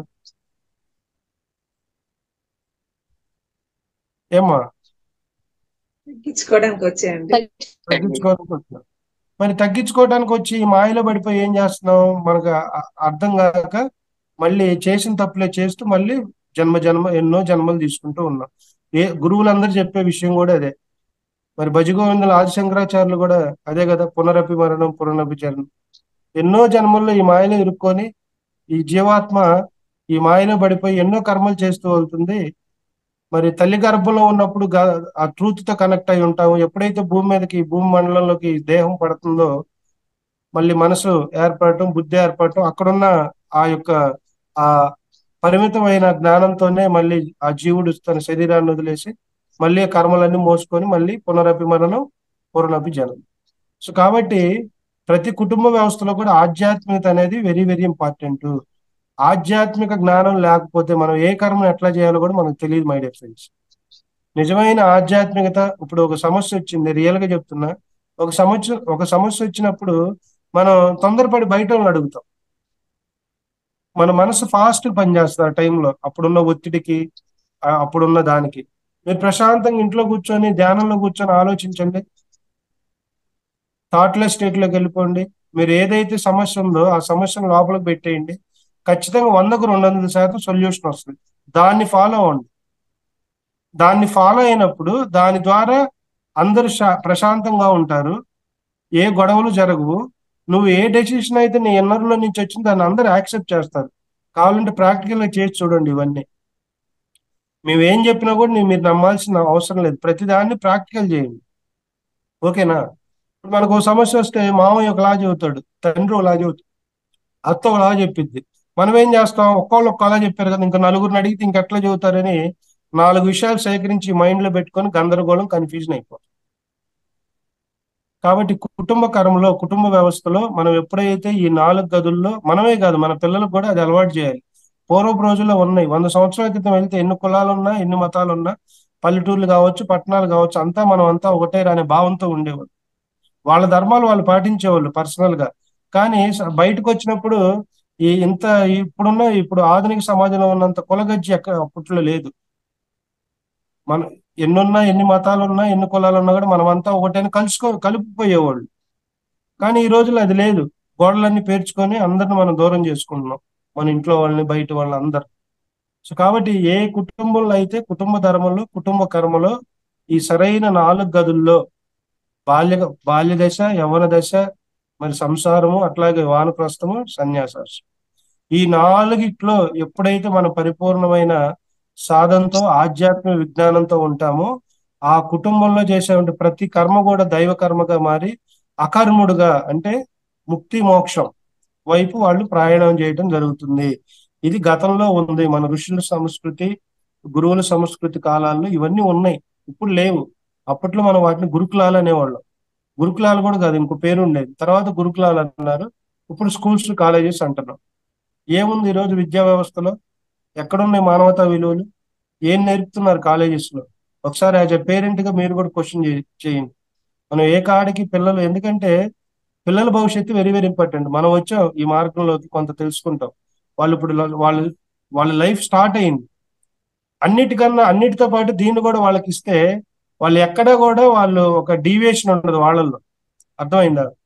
కాబట్టి మన కుటుంబ విషయంలో, కుటుంబ కర్మ విషయంలో ఈ 4 గదుల్లో ఇప్పుడు మనం ఏదైతే డిస్కస్ చేసుకున్నామో, ఒకటి సాధన, ఆధ్యాత్మిక విజ్ఞానం, ఈ 2 గనక ఉంటే ఆ కుటుంబం ఎప్పుడు ఆనందంగా, ఆరోగ్యంగా, నిరంతరం హ్యాపీగా ఉంటుంది మై డియర్ ఫ్రెండ్స్. అట్లా పిఎస్ఎస్ మూమెంట్ లో ఎన్నో కుటుంబాలు ఈ రోజు ఆనందంగా జీవిస్తున్నారు. పిఎస్ఎస్ మూమెంటే కాదు, ఎన్ని ఆర్గనైజేషన్స్ అయినా తీసుకోండి, ఆధ్యాత్మికత ఉన్న కుటుంబం, ఆ కుటుంబం ఎప్పుడు సుఖ సంతోషాలతో, ఆనందంతో ఎల్లప్పుడూ ఉంటది. అర్థమైందా? సో ఇది కుటుంబ కర్మ. తర్వాత ఏంటి? భూకర్మ. ఇప్పుడు మనం ఉన్నాము, ఈ శరీరం తీసుకొని వచ్చాము. ఈ శరీరం దేంతో నిర్మితమైంది? ఏంది అందరు మాట్లాడుతున్నా? పంచభూతాలతో తయారైందండి. పంచభూతాలతో తయారైంది ఈ శరీరం. సో ఈ భూమి మీద మనం మరి పంచభూతాలు తీసుకొని, ఇప్పుడు మానవుడి యొక్క పరిస్థితి ఎట్లా ఉంది? నాకన్నా, ప్రకృతి కన్నా నేనే గొప్ప అనే స్థాయికి మనం వెళ్ళిపోయాం. అలా వెళ్ళిపోయాం కాబట్టి ఈ రోజు చూడండి, ఆంధ్రాలో ఈ రోజు 48 డిగ్రీలు ఉంది. మేము ఎప్పుడు చూడలా. లాస్ట్ ఇయర్ కూడా ఇంత లేదు టెంపరేచర్. అంటే రాను రాను వాతావరణంలో కూడా ఎన్నో మార్పులు వస్తున్నాయి. వీటన్నిటికి మూల కారణం మానవుడు చేసే అప్రకృతిక వైపరీత్యాలు.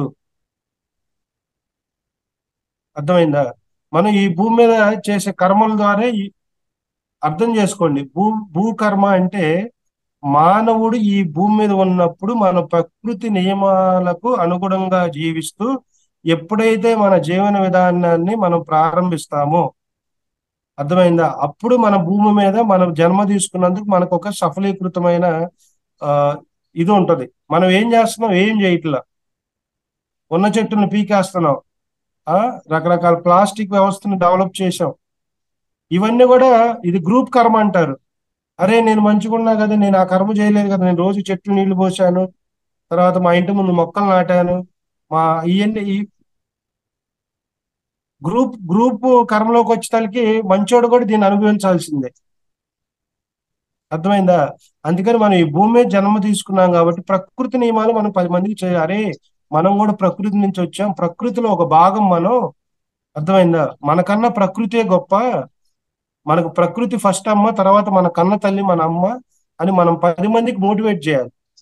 మోటివేట్ చేసి ఈ భూమి మీద మనం ఎలా జీవించాలో వాళ్ళకి చెప్పాలి.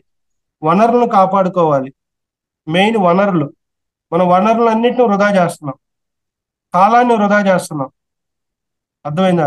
తర్వాత ఎదుటి వారిని ఇబ్బంది పెడతా ఉంటాం ఎప్పుడు. జనరల్ గా మనం నార్మల్ ఒక ఫిజికల్ లైఫ్ కనుక తీసుకుంటే 90% ఆఫ్ పీపుల్ ఇదే విధానంలో ఉంటారు.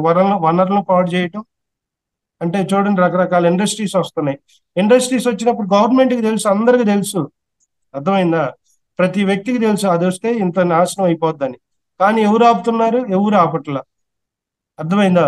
అదే గనక మనం ఒక వ్యక్తిగా ఒకరి నుంచి స్టార్ట్ చేసి ఈ అవేర్నెస్ ప్రకృతి నియమాల పట్ల, ఈ పంచభూతాల పట్ల, ఈ అసలు వాతావరణం పట్ల, వీటన్నిటి పట్ల కనుక మనకు అవేర్నెస్ కనుక తీసుకొని మనం 10 మందికి మోటివేట్ చేసుకుంటే, ఒక ధ్యానం ఒక్కటే కాదు, మన ధ్యానంతో పాటు ఈ భూమి మీద జన్మ తీసుకున్నాం కాబట్టి ఈ భూమి మీద చేయాల్సిన పనులు కూడా ఉన్నాయి మనకి. మనం గాలి పీల్చుకుంటున్నాం, వాటర్ వాడేసుకుంటున్నాం, అన్ని వాడేసుకుంటున్నాం, మనం ఏం చల్లించకుండా. మరి ప్రకృతి ఏం కోరుకుంటుంది? మనం ఏం చెల్లించ అవసరంలా, వాటిని డిస్టర్బ్ చేయకుంటే చాలు. అసలు ఒక మహానుభావుడు ఏం చెప్పాడంటే, ఇంత ముందు ఒక స్పీచ్ లో విన్నా, మనుషులు ఏం చేయ అవసరం లేదు, ఈ మనుషులంతా కొద్ది దూరం వెళ్తే చాలు, ఏం నాట అవసరం లేదు, అదే నాటుకొని మళ్ళీ ప్రకృతి అంతా మామూలు అయిపోద్దని చెప్పాడు. కరోనా వచ్చినప్పుడు చూడండి, 41 రోజులు లాక్డౌన్ పెట్టినప్పుడు టెంపరేచర్ తగ్గింది, పొల్యూషన్ తగ్గింది, చెట్లు పెరిగాయి, మొక్కలు పెరిగాయి, అన్ని పెరిగాయి. కరోనా లాక్డౌన్ పోయింది, మానవుడు మళ్ళీ తిరగటం మొదలు పెట్టాడు, మళ్ళీ యథావిధిగా. అంటే ఇక్కడ మానవుడు తప్పని అనట్లేదు, మనం జీవన విధానం మనం మార్చుకోవాలి. ఎందుకంటే మనల్ని బట్టే మన భవిష్యత్తు తరాలు ఆధారపడి ఉంటాయి. కాబట్టి ఒక ధ్యానమే కాకుండా మనం భూమి మీద జన్మ తీసుకున్నాం కాబట్టి ఈ భూమి మీద ఉన్నటువంటి రిసోర్సెస్ అన్నిటి యొక్క ఇంపార్టెన్స్ తెలియజేస్తూ మెయిన్ మోటివ్ ప్రకృతిని కాపాడాలి. ప్రకృతిని కాపాడటం అంటే ఏంటి? చెట్లు పెంచాలి. ఇటువంటి కార్యక్రమాలన్నీ కూడా మనం తీసుకొని చెయ్యాలి. ఆ చేసినప్పుడే మనం ఈ భూమి మీద జన్మ తీసుకున్నందుకు మనకు ఒక సార్థకత ఉంటుంది. చూడండి, గురువులందరూ ఏం చేస్తారు మీరు బాగా గమనించండి. నేను ఇక్కడ వేల్పూర్ అని ఒక ఊరు ఉంది, దాన్ని అక్కడ మౌనస్వామి అంటారు. ఆయన మనకు తణుకు దగ్గర వేల్పూర్.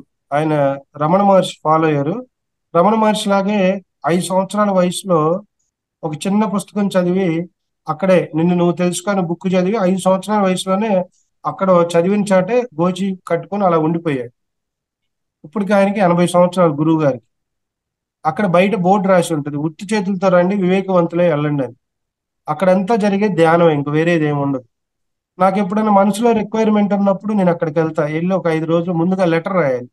లెటర్ రాస్తే మనం ఎందుకు వస్తున్నామని కొన్ని క్వశ్చన్లు వేస్తారు. మళ్ళీ వాటికి ఆన్సర్ చేస్తే వాళ్ళకి మన పర్మిషన్ ఇస్తారు. వెళ్ళినప్పుడు చక్కగా 5 రోజులు అక్కడ ఉండొచ్చు, మనకు మంచి ఆహారం సౌకర్యాలు అన్నీ ఉంటాయి. నేను అప్పుడప్పుడు వెళ్తా ఉంటాను, 2-3 నెలలకు ఒకసారి నాకు రిక్వైర్మెంట్ ఉన్నది. నేను గురువు గారిని అబ్జర్వ్ చేస్తాను. ఆయన మరి 80 సంవత్సరాలు తీవ్రంగా సాధన చేశాడు కదా.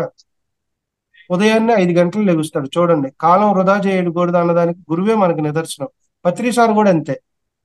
పత్రి సార్ ఏ రోజు ఒక్క నిమిషం వేస్ట్ చేయలేదు. ఈవెన్ ఆయన చనిపోయేటప్పుడు కూడా, ఆ చనిపోయే చివరి దశలో 37 రోజులు నేను గురువు గారి దగ్గరే ఉన్నా, బెంగళూరు పిరమిడ్ వ్యాలీలో సేవ చేసుకుంటా. ఆ స్థితిలో కూడా ఆయన ఒక్క నిమిషం వేస్ట్ చేయలేదు. బెడ్ మీద ఉండి అందరి చేత పనులు చేపిస్తున్నాడు. బెడ్ మీద ఉండి అన్ని చేయించుకుంటా వచ్చాడు ఆ 41 రోజులు. ఎవరిని పిలవాలి, ఎవరికి ఏం పనులు అప్పు చెప్పాలి, ఆ ప్రాజెక్టులు ఏం పెండింగ్ ఉన్నాయి, ధ్యానానికి సంబంధించినవి, వాటికి ఎవరి ద్వారా ఆ పనులన్నీ సఫలీకృతం అయ్యి వాళ్ళందరిని పిలిపించి రోజుకి ఒకరిని వాళ్ళ చేత మాట్లాడించి మళ్ళీ ఆ స్థితిలో కూడా ఆయన ధ్యానం చేయిస్తూ ప్రసంగాన్ని ఇస్తూ మరి ఎక్కడా కూడా ఒక్క కాలాన్ని ఒక్క నిమిషం వృధా చేయాలి మహానుభావుడు. అట్లాగే వేలుపూరి మౌనస్వామి 80 సంవత్సరాలు ఆయనకి. ఈ రోజుకి ఉదయం 5 గంటలు లెగుస్తాడు. గురువుల దగ్గర వినేదానికన్నా చూసి నేర్చుకునేది ఎక్కువ ఉంటుంది మై డియర్ ఫ్రెండ్స్.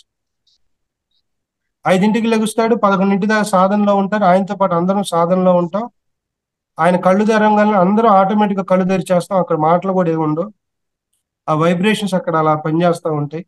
ఆ 11 గంటల తర్వాత చక్కగా పారను పొలుగు తీసుకొని పొలంలోకి వెళ్తాడు.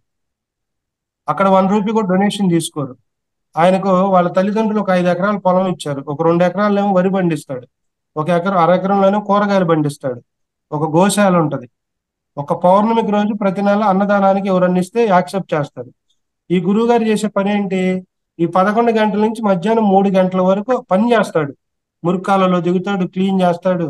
ఆడికి వెళ్ళాక ఎవరి యొక్క అహంకార స్థితిని బట్టి వాళ్ళకి వర్కప్ చెబుతాడు. ఫర్ సపోజ్ ఒక ఆయన బాగా అహంకారం ఉందనుకో, ఆయన వెళ్ళి ఆవుల దగ్గర పేడ తీయమంటాడు.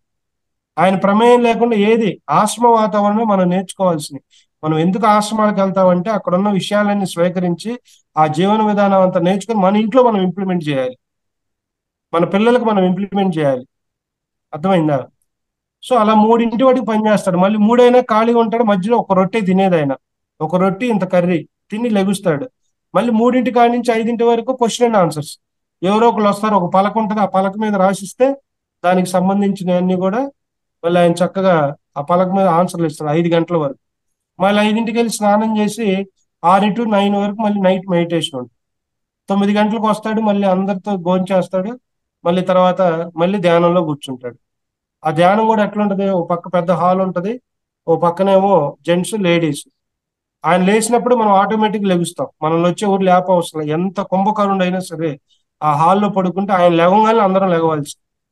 సో గురువు అట్లా తన జీవితాన్ని జీవిస్తూ మనకు నేర్పుతూ ఉంటాడు. అర్థమైందా? అందుకని గురువులు ఎప్పుడైనా గమనించండి, వనరులు వేస్ట్ చేయరు, దేన్ని వేస్ట్ చేయరు. అర్థమైందా? ఒకసారి పత్రిసారి పిరమిడ్ వ్యాలీలో వడ్డిస్తా ఉంటే ఒక అతను ప్లేట్లో నుంచి తిన్న దొండకాయ మొక్క కింద పడింది. అతను ఏం చేశాడు? కాలుతో అట్లా నెట్టేశాడు. గురువుగారు మామూలు దగ్గర పెట్టమని 2 బీకేవాడు. ఆయనకి చెప్పడం తెలియదు. ముందు 8 2 వేసినాక మాట్లాడతారు గురువు గారు. ఎందుకంటే అది తప్పు కాదు, నిజం. గురువు అలా ఉంటేనే శిష్యుడు బాగుపడతాడు. సమాజం ఏమైనా అనుకోని మనం ఎంత మంచిగా ఉన్నా ఏదో ఒకటి అంటానే ఉంటది, ఎంత ఇదిగా ఉన్నా కూడా ఎలా జరగాలో జరుగు. కానీ నిజమైన గురువు అలాగే ఉంటాడు. అప్పుడు గురువు గారు వచ్చి ఏం చేశారు తెలుసా? వడ్డించి ఆయన కూడా వచ్చి ఆ చిన్న దొండకాయ ముక్కను మళ్ళీ ప్లేట్లు వేసారు. ప్లేట్లు వేసి వాడికి అప్పుడు నీకేమైనా లూజా బుద్ధి లేదా అన్నారు. సో అంటే చూడండి, మన జీవితంలో మన మన మన ద్వారా మనకు సేవ చేసే ప్రతి వనరులు కూడా మనం జాగ్రత్త చేయాల్సిన అవసరం ఉంది. వాటి యొక్క ఇంపార్టెన్స్ మనం చెప్పాల్సిన అవసరం కూడా ఉంది. అర్థమైందా? సో భూమి మీద మనం ఈ జన్మ తీసుకున్నాం కాబట్టి, పంచభూతాలతో ఈ శరీరం వచ్చింది కాబట్టి, ప్రకృతి నియమాలకు అనుగుణంగా జీవిస్తూ ప్రకృతి యొక్క గొప్పతనాన్ని మనం అందరికి తెలియజేయాలి. చెట్లు పెంచాలి. ధ్యానం ఒక్కటే కాదు, ధ్యానం జ్ఞానంతో పాటు సామాజికంగా మనం చేయాల్సిన పనులు కూడా ఖచ్చితంగా చేయాలి. అర్థమైందా? అంతేగాని నేను ధ్యానమే చేస్తాను, జ్ఞానాన్ని పొందుతాను, ఈ జన్మకి ఇచ్చాలనుకో. మనం దేని నుంచి అయితే మనం లబ్ధి పొందుతున్నామో దానికి మళ్ళీ మనం బాకీ ఉండకూడదు. గాలి పీల్చుకుంటున్నాం ఏం కట్టకుండా, ప్రకృతికి బాకీ ఉన్నాం. నీళ్లు వాడుకుంటున్నాం ఏం కట్టకుండా, ప్రకృతికి బాకీ ఉన్నాము. అవునా కాదా? ప్రకృతిని మన రమణీయతను ఆస్వాదిస్తూ ఉన్నాం, బయటికి వెళ్ళినప్పుడు బాకీ ఉన్నాము. ఈ బాకీలన్నింటినీ కూడా మన సేవా రూపంలో, భూమి మీద సేవా రూపంలో మనం అన్ని కూడా నిరంతరము క్లియర్ చేసుకుంటూ ఉండాలి, సెల్ఫ్ గా. అర్థమైందా? వాళ్ళందరూ అట్లా ఉన్నారులే, నేను ఒక్కనే చేస్తే మార్పు వచ్చిందా అనుకోకూడదు. ఏదైనా ఒక వ్యక్తి నుంచి స్టార్ట్ అవ్వాలి. మా ఊరు ఉంది, మా ఊరు వచ్చినప్పుడల్లా మేము అవేర్నెస్ ప్రోగ్రామ్ పెడతాం. ఒక మెడిటేషనే కాకుండా చెట్ల మీద అవగాహన కల్పిస్తాం. పిఎస్ఎస్ మూవ్మెంట్ ఆధ్వర్యంలో చెట్ల మీద అవగాహన, వెజిటేరియన్ మీద అవగాహన, పంచభూతాల మీద అవగాహన, మానవుడి జీవన విధానం మీద. నేను ఎప్పుడు ఊరు వచ్చినా కూడా మా ఊర్లో కనీసం 4-5 ప్రోగ్రామ్ కండక్ట్ చేసుకొని వస్తాను. సో అట్లా మనం కూడా మన ఊర్లో, మనం జన్మ తీసుకున్న ఊర్లో, అట్లాగే మనం ఇప్పుడు సెటిల్ అయిన మన చుట్టూ ఉన్న, ఎక్కడెక్కడికి వెళ్ళి పని చేయవలసిన మన చుట్టుపక్కల ఉన్న వాళ్ళతోనే మనం అవేర్నెస్ తీసుకొచ్చి జనాల్లో మార్పు తేవాలి. ఇది చెప్పటం ద్వారా రాదు. అర్థమైందా? ఫస్ట్ మెడిటేషన్ చేపియాలి, వాళ్ళందరినీ శాకాహారులుగా మార్చాలి. ఎప్పుడైతే ఈ రెండు జరిగితే వాళ్ళల్లో బుద్ధి మనసు మారిద్ది. ఎప్పుడైతే బుద్ధి మనసు మారిద్దో ఇటువంటి మంచి విషయాలు లోపలికి వెళ్తాయి. ఎప్పుడైతే లోపలికి వెళ్తాయి ఆటోమేటిక్ వాళ్ళ లోపల నుంచి ట్రాన్స్ఫర్మేషన్ జరిగింది. ఓకేనా? సో ఇది కుటుంబ కర్మ, భూమి దేశ కర్మ. సో ఇవన్నీ పాటించుకుంటూ వెళ్ళినప్పుడే మన నిజమైన ఆధ్యాత్మికులు. అంతేగాని మనం రోజు ధ్యానం చేస్తూ మన కళ్ళ ముందే ఎన్నో ఇబ్బంది జరిగే విషయాలు చూస్తూ ఉంటాం. వాటిని ఒక మానవుడిగా మనం వ్యతిరేకించాలి. ఆ వ్యతిరేకించినప్పుడే ఇవరే పర్ఫెక్ట్ మాస్టర్.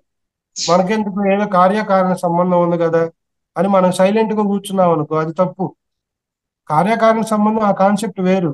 ఒక చాట ప్రకృతికి ఇబ్బంది జరుగుతున్నప్పుడు మనం వెళ్ళి క్వశ్చన్ చేయాలి, వాళ్ళలో పరివర్తన తీసుకోవాలి, ప్రేమతో తీసుకురావాలి. అది అర్థమైందా?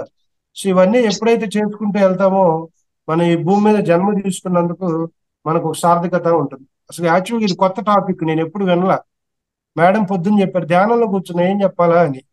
ఏం చెప్పాలి అన్నప్పుడు నాకు ఇన్నర్లో వచ్చింది, మానవుడు కుటుంబ వ్యవస్థలో కర్మచక్రంలో ఇరుక్కుంటున్నాడు.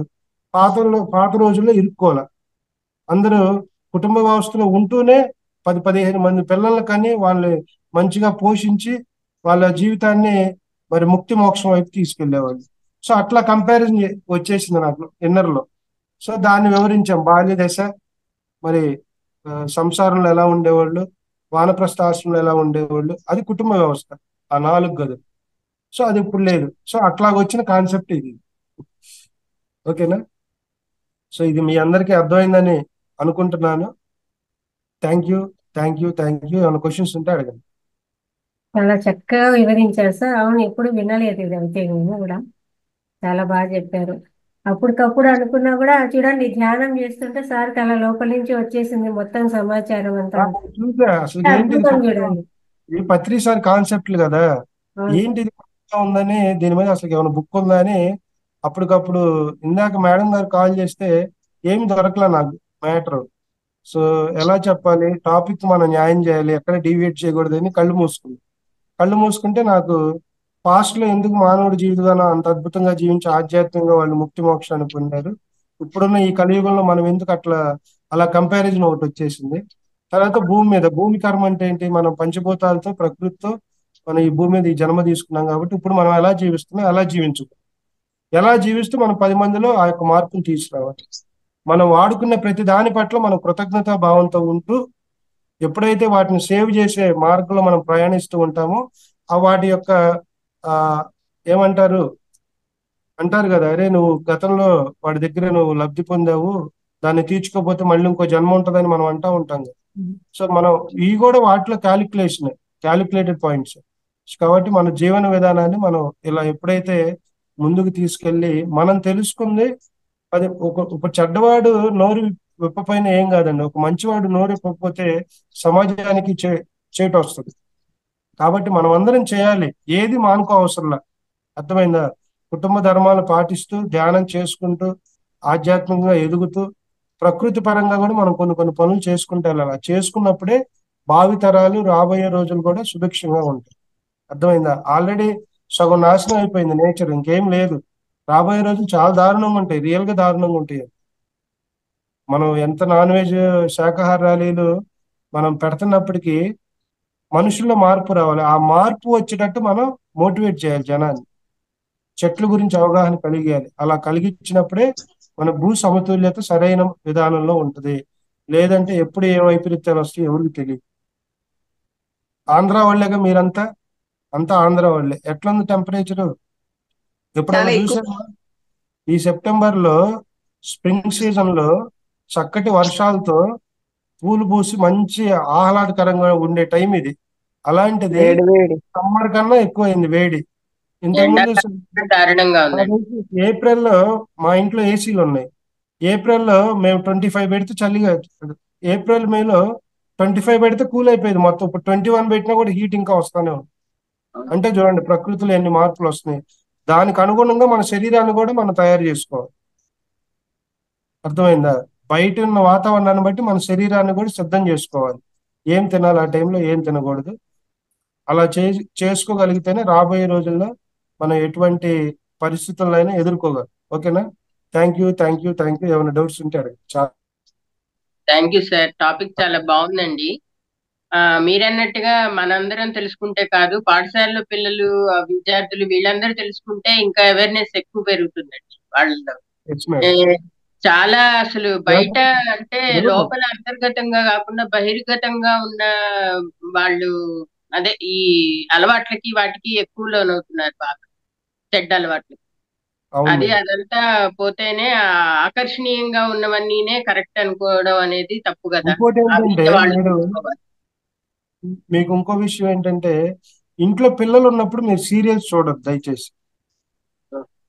పిల్లల్ని ఎదురుగా పెట్టుకొని డైనింగ్ టేబుల్ మీద చక్కగా అన్ని పెట్టుకొని ఆ సీరియల్స్ చూసారంటే వీటి యొక్క ఇంపాక్ట్ మనకు తెలియకుండా పిల్లల మీద ఎక్కువ ఉంటుంది. మీకు అర్థం కాదు ఆ విషయం. అర్థమైందా? సో పిల్లల్ని ప్రతి విషయంలో ఈ రోజుల్లో మనం చాలా జాగ్రత్తగా పెంచుకోవాలి. ఆ పెంచుకునే విధానం గనక లేకపోతే మనం ఎన్ని సంపాదించినా ఏం చేసినా కూడా మన వాళ్ళ జీవితాలను మనం వ్యర్థం చేసిన వాళ్ళమే అవుతాము. ఎక్కడ ఫ్రీడమ్ ఇవ్వాలో అక్కడ ఫ్రీడమ్ ఇవ్వండి. ఫ్రీడమ్ ఇచ్చినప్పుడు కూడా సెల్ఫ్ ఎంక్వైరీ పెట్టండి. వాళ్ళ అనుమానంతో కాదు, వాళ్ళ జీవితాలు బాగుండాలని ఉద్దేశం. వాటితో పాటు ధ్యానాన్ని, ఈ ఆధ్యాత్మికత కనుక వాళ్ళకి అందిస్తే వాళ్ళకి సెల్ఫ్ గా తెలిసింది నేను ఏం చేయాలి, ఏం చేయకూడదు, ఎలా మాట్లాడాలి, ఎలా జీవించాలి, నా తల్లిదండ్రులతో నేను ఎలా ఉండాలి, నా భార్యతో ఎలా ఉండాలి, తోటి వారితో ఎలా ఉండాలి, ఇవన్నీ సేవ్ అంటే ఏంటి అవన్నీ నేర్పాలి. మనం స్కూల్లో ఏం నేర్పుతారండి? ఒకప్పుడు మేము స్కూల్లోకి వెళ్ళేటప్పుడు Vande Mataram, Jana Gana Mana, India is my country, ఆల్ ఇన్ సార్, ఇది ఉండేది.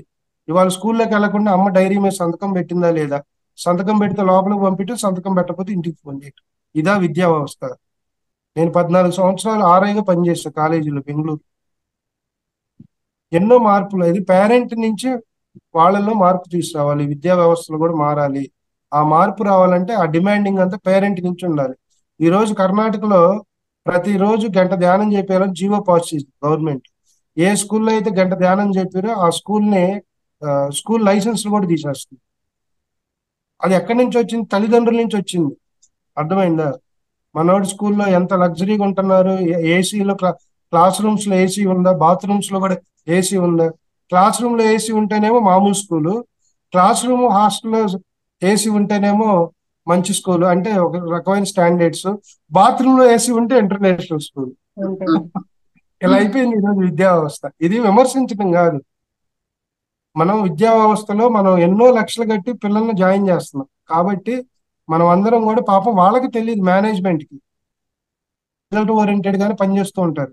మనం వెళ్ళినప్పుడు కొన్ని కొన్ని ఇటువంటి విషయాలు కనుక వాళ్ళకి తెలుస్తా ఉంటే వాళ్ళ ఆలోచన వస్తుంది. చూడండి, చాలా మంది స్కూల్స్ కాలేజెస్ లో ఈ ఒక్క విషయం చెప్పి ఆపేస్తారు. మోటివేషన్ క్లాసులు అని పెడతారు. అవి ఎప్పుడు పెడతారు? ఎగ్జామ్స్ టైంలో పెడతారు. అంతే. ఆ మోటివేషన్ కి వాళ్ళకి కొన్ని లక్షలు దారబోస్తారు.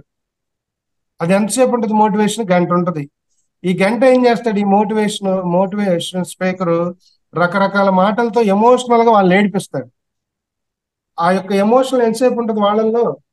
ఒక గంట, మహా అయితే ఒక నైట్, ఇంకా బాగుంటే ఒక రోజు. ఇదే పరివర్తన మనం డైలీ స్కూల్లో అవలంబిస్తే వాళ్ళలో అంతర్గతంగా ఎన్ని మార్పులు వస్తాయి?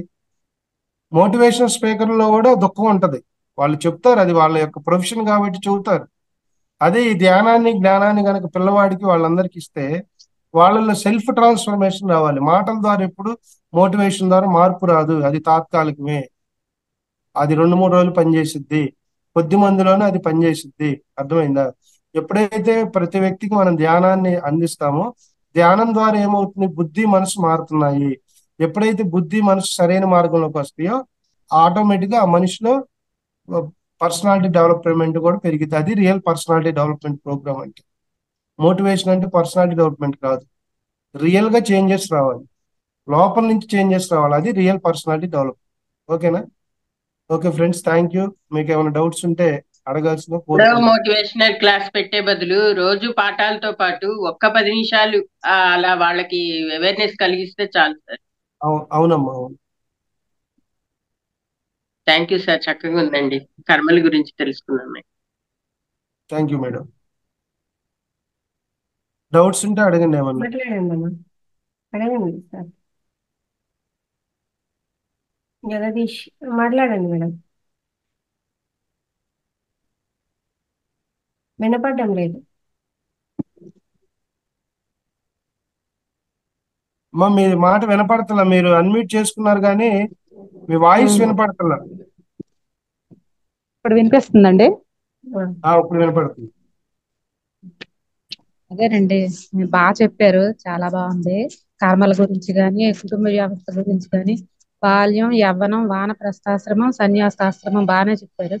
అదే బాల్యం కొంచెం వినలేదు, స్కిప్ అయ్యాను. అదొకసారి చిన్నది చెప్తారా అని.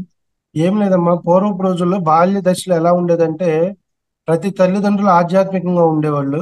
ఆ పుట్టిన పిల్లలకు కూడా 4వ సంవత్సరం అప్పుడు మనం అక్షరాభ్యాసం చేపిస్తున్నాం కదా. అక్షరాభ్యాసం అంటే ఏంటి? క్షరంగా అనేది అక్షరం. ఏదైతే నశించిన విద్య ఉందో దాన్ని నేర్పేవాళ్ళు. అదే ఆధ్యాత్మిక విద్య. అది ఎంతవరకు అండి? అది అక్కడ పూర్వపు రోజుల్లో ఇవన్నీ లేవు. Second class, third class, fourth, inter, degree ఏం లేవు. అది అప్పట్లో కాదండి, 25 నుంచి 50 అనేది అన్నారు కదా. ఓకే. అది 1 నుంచి 25 వరకు బాల్యము, యవ్వనము. 20 అది ఫస్ట్ గది. రెండో గది 25 నుంచి 50 అది కుటుంబ వ్యవస్థ. 50 నుంచి 75 వానప్రస్థ ఆశ్రమం. 75 నుంచి తర్వాత అంతా సన్యాసాశ్రమం. సన్యాసం అంటే అన్నిటినీ త్యజించడం, బంధాలని అన్ని త్యజించి, ఎందుకంటే అది జ్ఞానంతోనే త్యజించేవాళ్ళు. బలవంతంగా నా 75 వచ్చిన నేను సన్యాసం తీసుకున్నాని. సన్యాసం అంటే పైన కషాయాలు వేసుకుని మాత్రం సన్యాసం కాదు, దాన్ని త్యజించాలి. ఆ త్యజించిన వాళ్ళే నిజమైన సన్యాసం. అలా 70 సంవత్సరాలకు వచ్చిన విషయం అంతా అర్థమైపోయింది. సినిమా అర్థమైపోయేది. ఇది నా ఇల్లే, నా ఇల్లు కాదు, ఈ నా పిల్లాడే నా పిల్లాడు కాదు అనే విషయం ఒక క్లారిటీ వచ్చేది, స్పష్టత వచ్చేది. తర్వాత వాళ్ళు 4 జతల బట్టలు పెట్టుకుని భార్య భర్తలు ఇద్దరు కూడా చక్కగా వాళ్ళు ఆశ్రమాలన్నీ తిరుగుతూ ఎక్కడ చివరికి శరీరాన్ని ఎక్కడ కావాలంటే అక్కడ వదిలేసేవాళ్ళు. మళ్ళీ ఇంటి వెనక్కి వచ్చేది ఉండేది కూడా కాదు. అట్లా ముక్తి మోక్షాలు పొంది వెళ్ళిపోయేవాడు. మరి కర్మలు 3 అన్నారు కదండి, సంచిత కర్మలు, ప్రారంభ కర్మలు అన్నారు. ఇంకొకటి ఏంటండి అది? ఆగామి కర్మలు. ఆగావి. ఇది మంచి పెద్ద టాపిక్, 5 నిమిషాలతో మాట్లాడుకునేది కాదు. క్లుప్తంగా ఈసారి ఎప్పుడన్నా మీకు వివరిస్తాను సార్. ఆ క్లాస్ కూడా నెక్స్ట్ ఉన్నాయి సార్. ఉన్నాయంట. ఓకేనా? ఎందుకంటే 2-3 నిమిషాలు చెప్పే టాపిక్ కాదు కర్మ సిద్ధాంతం. అది ఆ 3 రకాల కర్మలు, ఒక్కొక్క కర్మ వచ్చేసి ఒక్కో దాని గురించి మినిమం అరగంట పట్టింది. మేడం ఆల్రెడీ మనకి సిలబస్ లో ఉంది, చెప్తారు. Okay, thank you. కొత్త కాన్సెప్ట్ అండి, బాగా చెప్పారండి. ఓకే, థ్యాంక్ యూ అండి.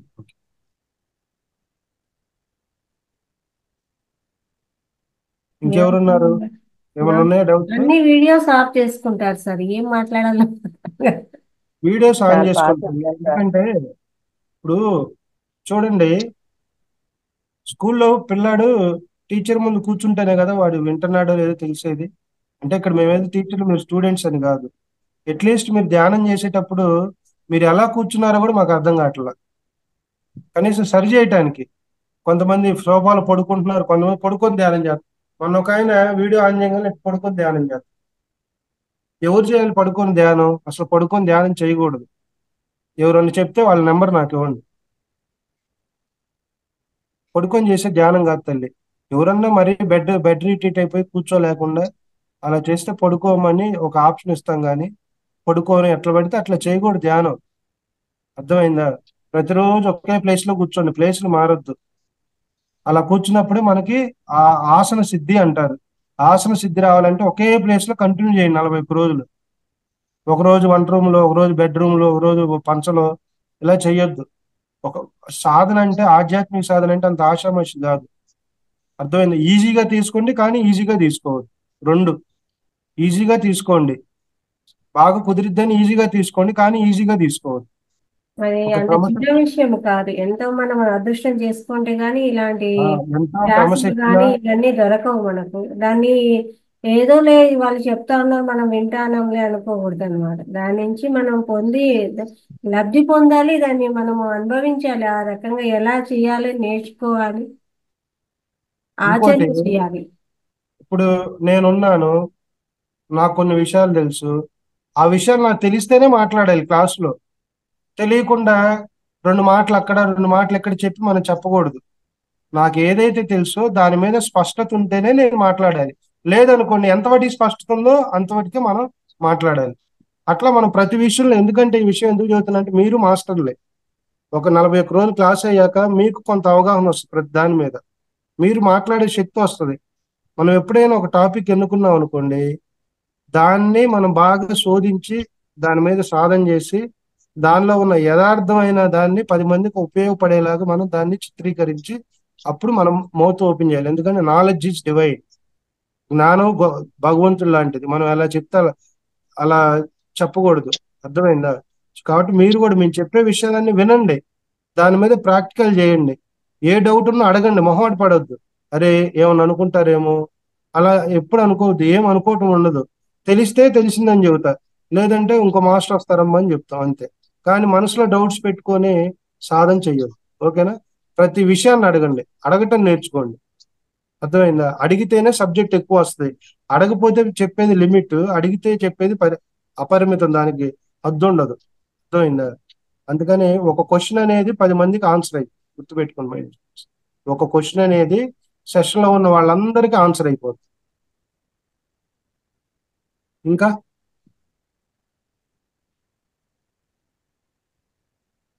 ఇప్పుడు ఇందాక నేను అన్నాను, అమ్మ సత్యవతి అమ్మగారు ఓం పలికిచ్చారు. సార్ పాపం చెప్పండి. ఆమె తప్పేం లేదు, ఎందుకంటే ఆ అమ్మకు ఆ తల్లికి ఎవరు అలా చెప్పారు, నేర్పించింది. నేను కూడా ఒకప్పుడు అలాగే చదివాను, ఓం తెలియదు నాకు, ఓం అవునండి. అందరూ అని అలాగే పలుకుతా ఉండండి. చెప్తామండి. తర్వాత ఆ, ఒకసారి 109 సంవత్సరాల గురువు గారు ఒక ఆయన సదానంద గిరి గారు అని మా పిఎస్ఎస్ మూమెంట్ కి ముఖ్య విశిష్ట అతిథిగా వస్తూ ఉంటారు. ఆయన ఏం అవును సార్. చెప్తారంటే, ఓం కాదు నాయన, అది అది ఉచ్చారణ తప్పు, అకార ఉకారాలతో స్టార్ట్ అయ్యి మకారంతో ఎండాలి, అంటే ఆ ఓం అలా రావాలి, అప్పుడు ఆ యొక్క శబ్దానికి మనకి రిజల్ట్ వస్తుంది. అర్థమైందా? అట్లాగే కృష్ణుడు కృష్ణుడు ఏమంటాం చెప్పండి? శ్రీకృష్ణ శ్రీకృష్ణ అంటాం. శ్రీకృష్ణ అని ఉంటుందా, కృష్ణ అని ఉంటుందా? కృష్ణ. కృష్ణ. అంటే ఇవన్నీ మనకి చిన్న చిన్న ఆ, మనకు తెలుసు, కాకపోతే పట్టించుకోం. ఆ చిన్న శబ్దం తేడాలోనే మనకి ఆ రిజల్ట్ అనేది రాదు. ఓకేనా? అందుకని ఓంకారం చేసేటప్పుడు కూడా మన మేడంకి తెలుసు, మన మేడం గారికి అకారంతో స్టార్ట్ ఔం. మీరు ఇంగ్లీష్ లో కూడా AUM అని రాస్తారు, మనం పలికేటప్పుడు కూడా ఔం అని పెడితే అది ఓం అయిపోతుంది, ఓం శబ్దం. ఓకేనా? Okay okay, okay. Thank you. 12:45 అయింది, మంచిగా అందరూ అన్ని రెడీ చేసుకొని ఉంటారు లంచ్ చేయడానికి. ఇంకెక్కువసేపు నేను ఇంకేమైనా డౌట్ ఉంటే అడగండి, లేదంటే క్లోజ్ చేద్దాం. ఏం లేదు సార్, బాగా చెప్పారు. అమ్మ మీరు ఎక్కడి నుంచి సత్యవతి గారు? నేను వైజాగ్ అండి. నమస్తే అమ్మ. ఓకే, వచ్చాం నమస్తే. వైజాగ్. వాణి మేడం అందరు బాగా తెలుసు నాకు, ఆ, వాణి మేడం, జీకే సారు, ఆ ఫ్యామిలీ. అక్కడ మన వార్షికోత్సవాలకు కూడా వచ్చాం, వైజాగ్ చాలా క్లాసెస్ కి వచ్చాం. అవునండి. Okay okay. అవునమ్మా. మేము ఫస్ట్ చీరాల్లో ఉండేవాళ్ళం అండి, ఇప్పుడు 4 years అయింది వైజాగ్ వచ్చామండి, బాబు జాబ్ గురించి అని. ఓకే ఓకే, మంచి. సార్ వైజాగ్ లో మీరు ఎక్కడ మేడం? వైజాగ్ లోనే చెప్పండి. అక్కయ్యపాలెం, అది పుట్ట బంగారం గుడి దగ్గర అండి. అవునండి. అక్కయ్యపాలెంకి వస్తుంది అది. అది మరి నాకు అంత పెద్దగా తెలియదండి. తెలీదండి. అదే. మహారాణి పార్లరు, పుట్ట ఆ, బంగారం గుడి. ఆ, అయితే గురుద్వార దగ్గరలో మహారాణి పార్లర్ అంటే. ఓకే. ఆ, ఓకే, ఓకే. అది తెలియదు, ఇక్కడ ఉన్న వాళ్ళకైతే బాగా తెలుస్తుంది. అదే మేము ఇక్కడ అన్నమాట, కూరమన్నపాలెం అంటారు, స్టీల్ ప్లాంట్. ఆయిల్. దయచేసి ప్రతిరోజు కూడా 120 మంది 20 మంది వీడియోస్ ఆన్ చేయండి, వీడియోస్ ఆఫ్ చేసుకుని. దయచేసి అన్నప్పుడు కూడా మీరు ఇంకా అర్థం చేసుకోకపోతే ఇక దానికి మించిన అదే. ఓటు అయితే నాకు తెలియదు. మేడం లేలా, లలిత మేడం తరపున నేనే అందరిని రిక్వెస్ట్ చేస్తున్నా, దయచేసి అన్నప్పుడు కూడా మీరు ఇంకా దాన్ని అర్థం చేసుకోలేదంటే దానికన్నా బాధాకరమైన విషయం, అసంతృప్తికరమైన విషయం ఇంకోటి లేదు. ఓకేనా? ఇక అదంతా మీ ఇష్టం, మీ విఘ్నత. ఓకేనా? Okay, sir, thank you. చెప్పండి అమ్మా. సార్ మీరు ఆశ్రమం గురించి చెప్తాను. ఆశ్రమం ఎక్కడండి? రాజమండ్రి దగ్గర చెప్పండి ఒకసారి అడ్రస్. రాజమండ్రి తణుకు, కాదమ్మా, వేల్పూర్. వేల్పూరు, తణుకు తణుకు దగ్గర, తణుకు దగ్గరలోనండి. వేల్పూరు. ఆ, ఏ ఆశ్రమం పేరు? రమణ మహర్షి ఆశ్రమం, ఆయన రమణ మహర్షి ఫాలో అయ్యారు గురువు గారు, తణుకు సేమ్ దగ్గర రమణ మహర్షి.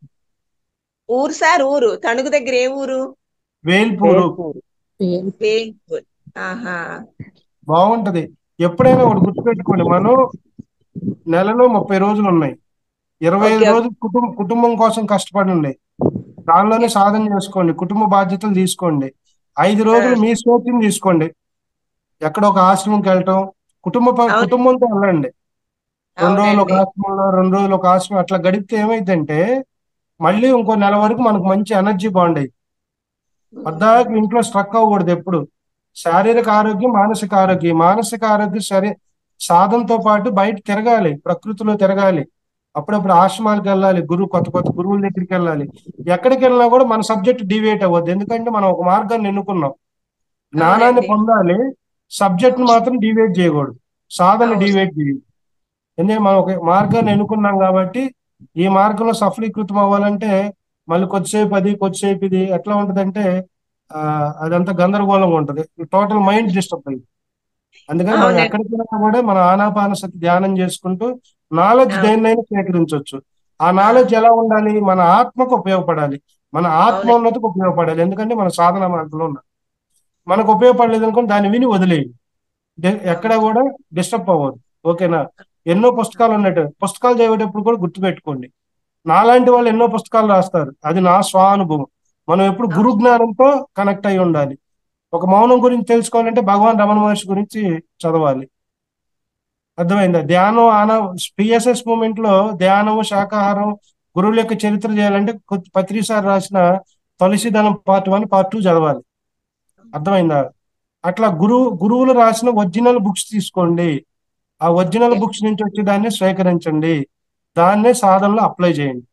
శివ చెప్పి చేయొద్దు, శివ ఎన్నో చెబుతాడు, ఇంకో పర్సన్ ఎన్నో చెబుతాడు, అవి వాళ్ళ స్వానుభవాలు.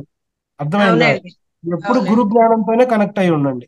గురువులు అంతే చెప్పిన ఆ విషయాలను మనం స్వీకరించి వాటిని మనం సాధనలో ప్రాక్టికల్ గా అప్లై చేయాలి. అప్లై చేసినప్పుడు గ్రోత్ ఉంటుంది, ఆధ్యాత్మికత.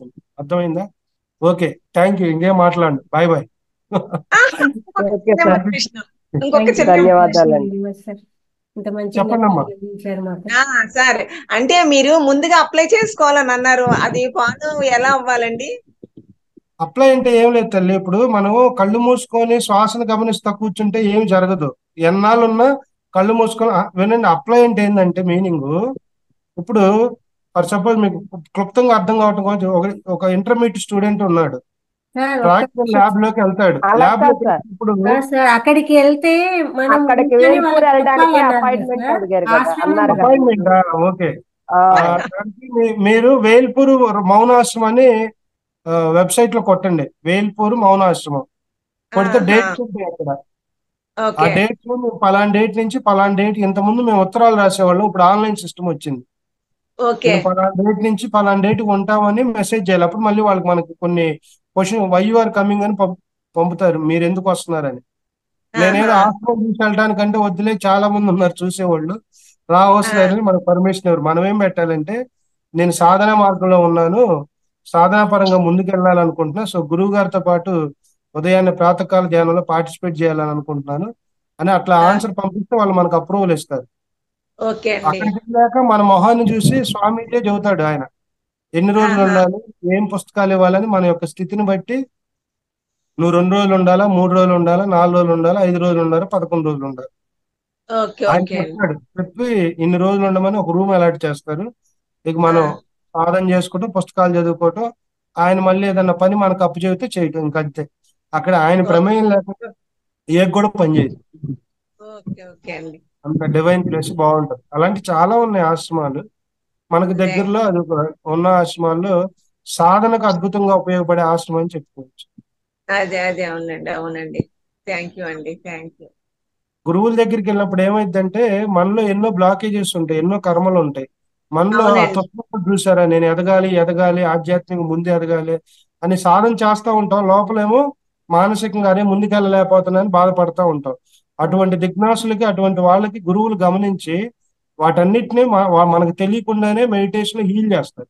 అందుకని మనం ఎప్పుడు కూడా గురువుల సమాధుల దగ్గరికి, గురువులు ఉన్న చాటుకి వెళ్ళి సాధన చేయాలి, చేసినప్పుడే ఆ ఫలితం ఉంది. ఓకేనా? Okay, thank you. 12:50. Thank you sir. Thank you sir.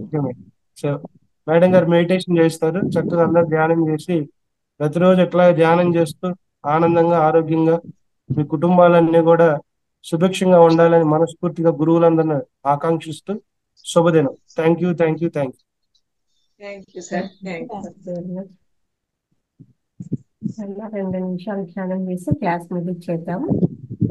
Okay అండి. కళ్ళజోడు తీసి పెట్టండి. వేళ్ళలో వేళ్ళు వేయడం చక్కగా శిరసుఖాసనంలో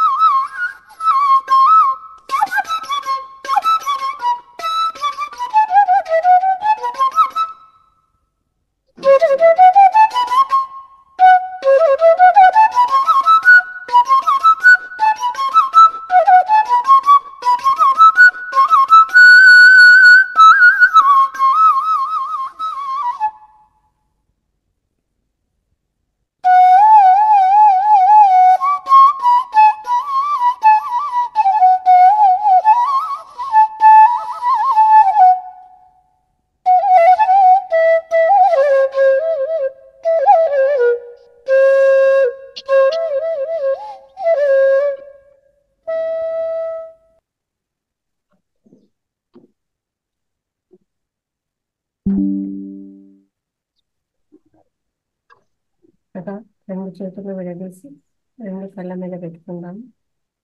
5, 4, 3, 2, 1.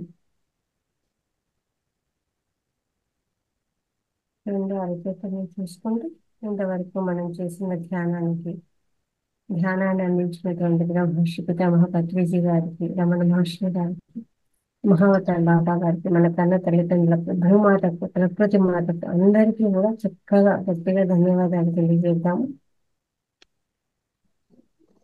Thank you masters. ఇంతవరకు ఇంత చక్కటి జ్ఞానాన్ని ధ్యానాన్ని అందించినటువంటి మన గురువు అయినటువంటి మనకు ఈ జ్ఞానాన్ని అందించినటువంటి రంగస్వామి గారికి కూడా మనం ధన్యవాదాలు తెలియజేస్తాం. క్లాస్ ముగించేద్దాం. Thank you madam Satyavathi garu. Thank you very much. Thanks అండి, ధన్యవాదాలు. అందరికీ కూడా ధన్యవాదాలండి. Thank you.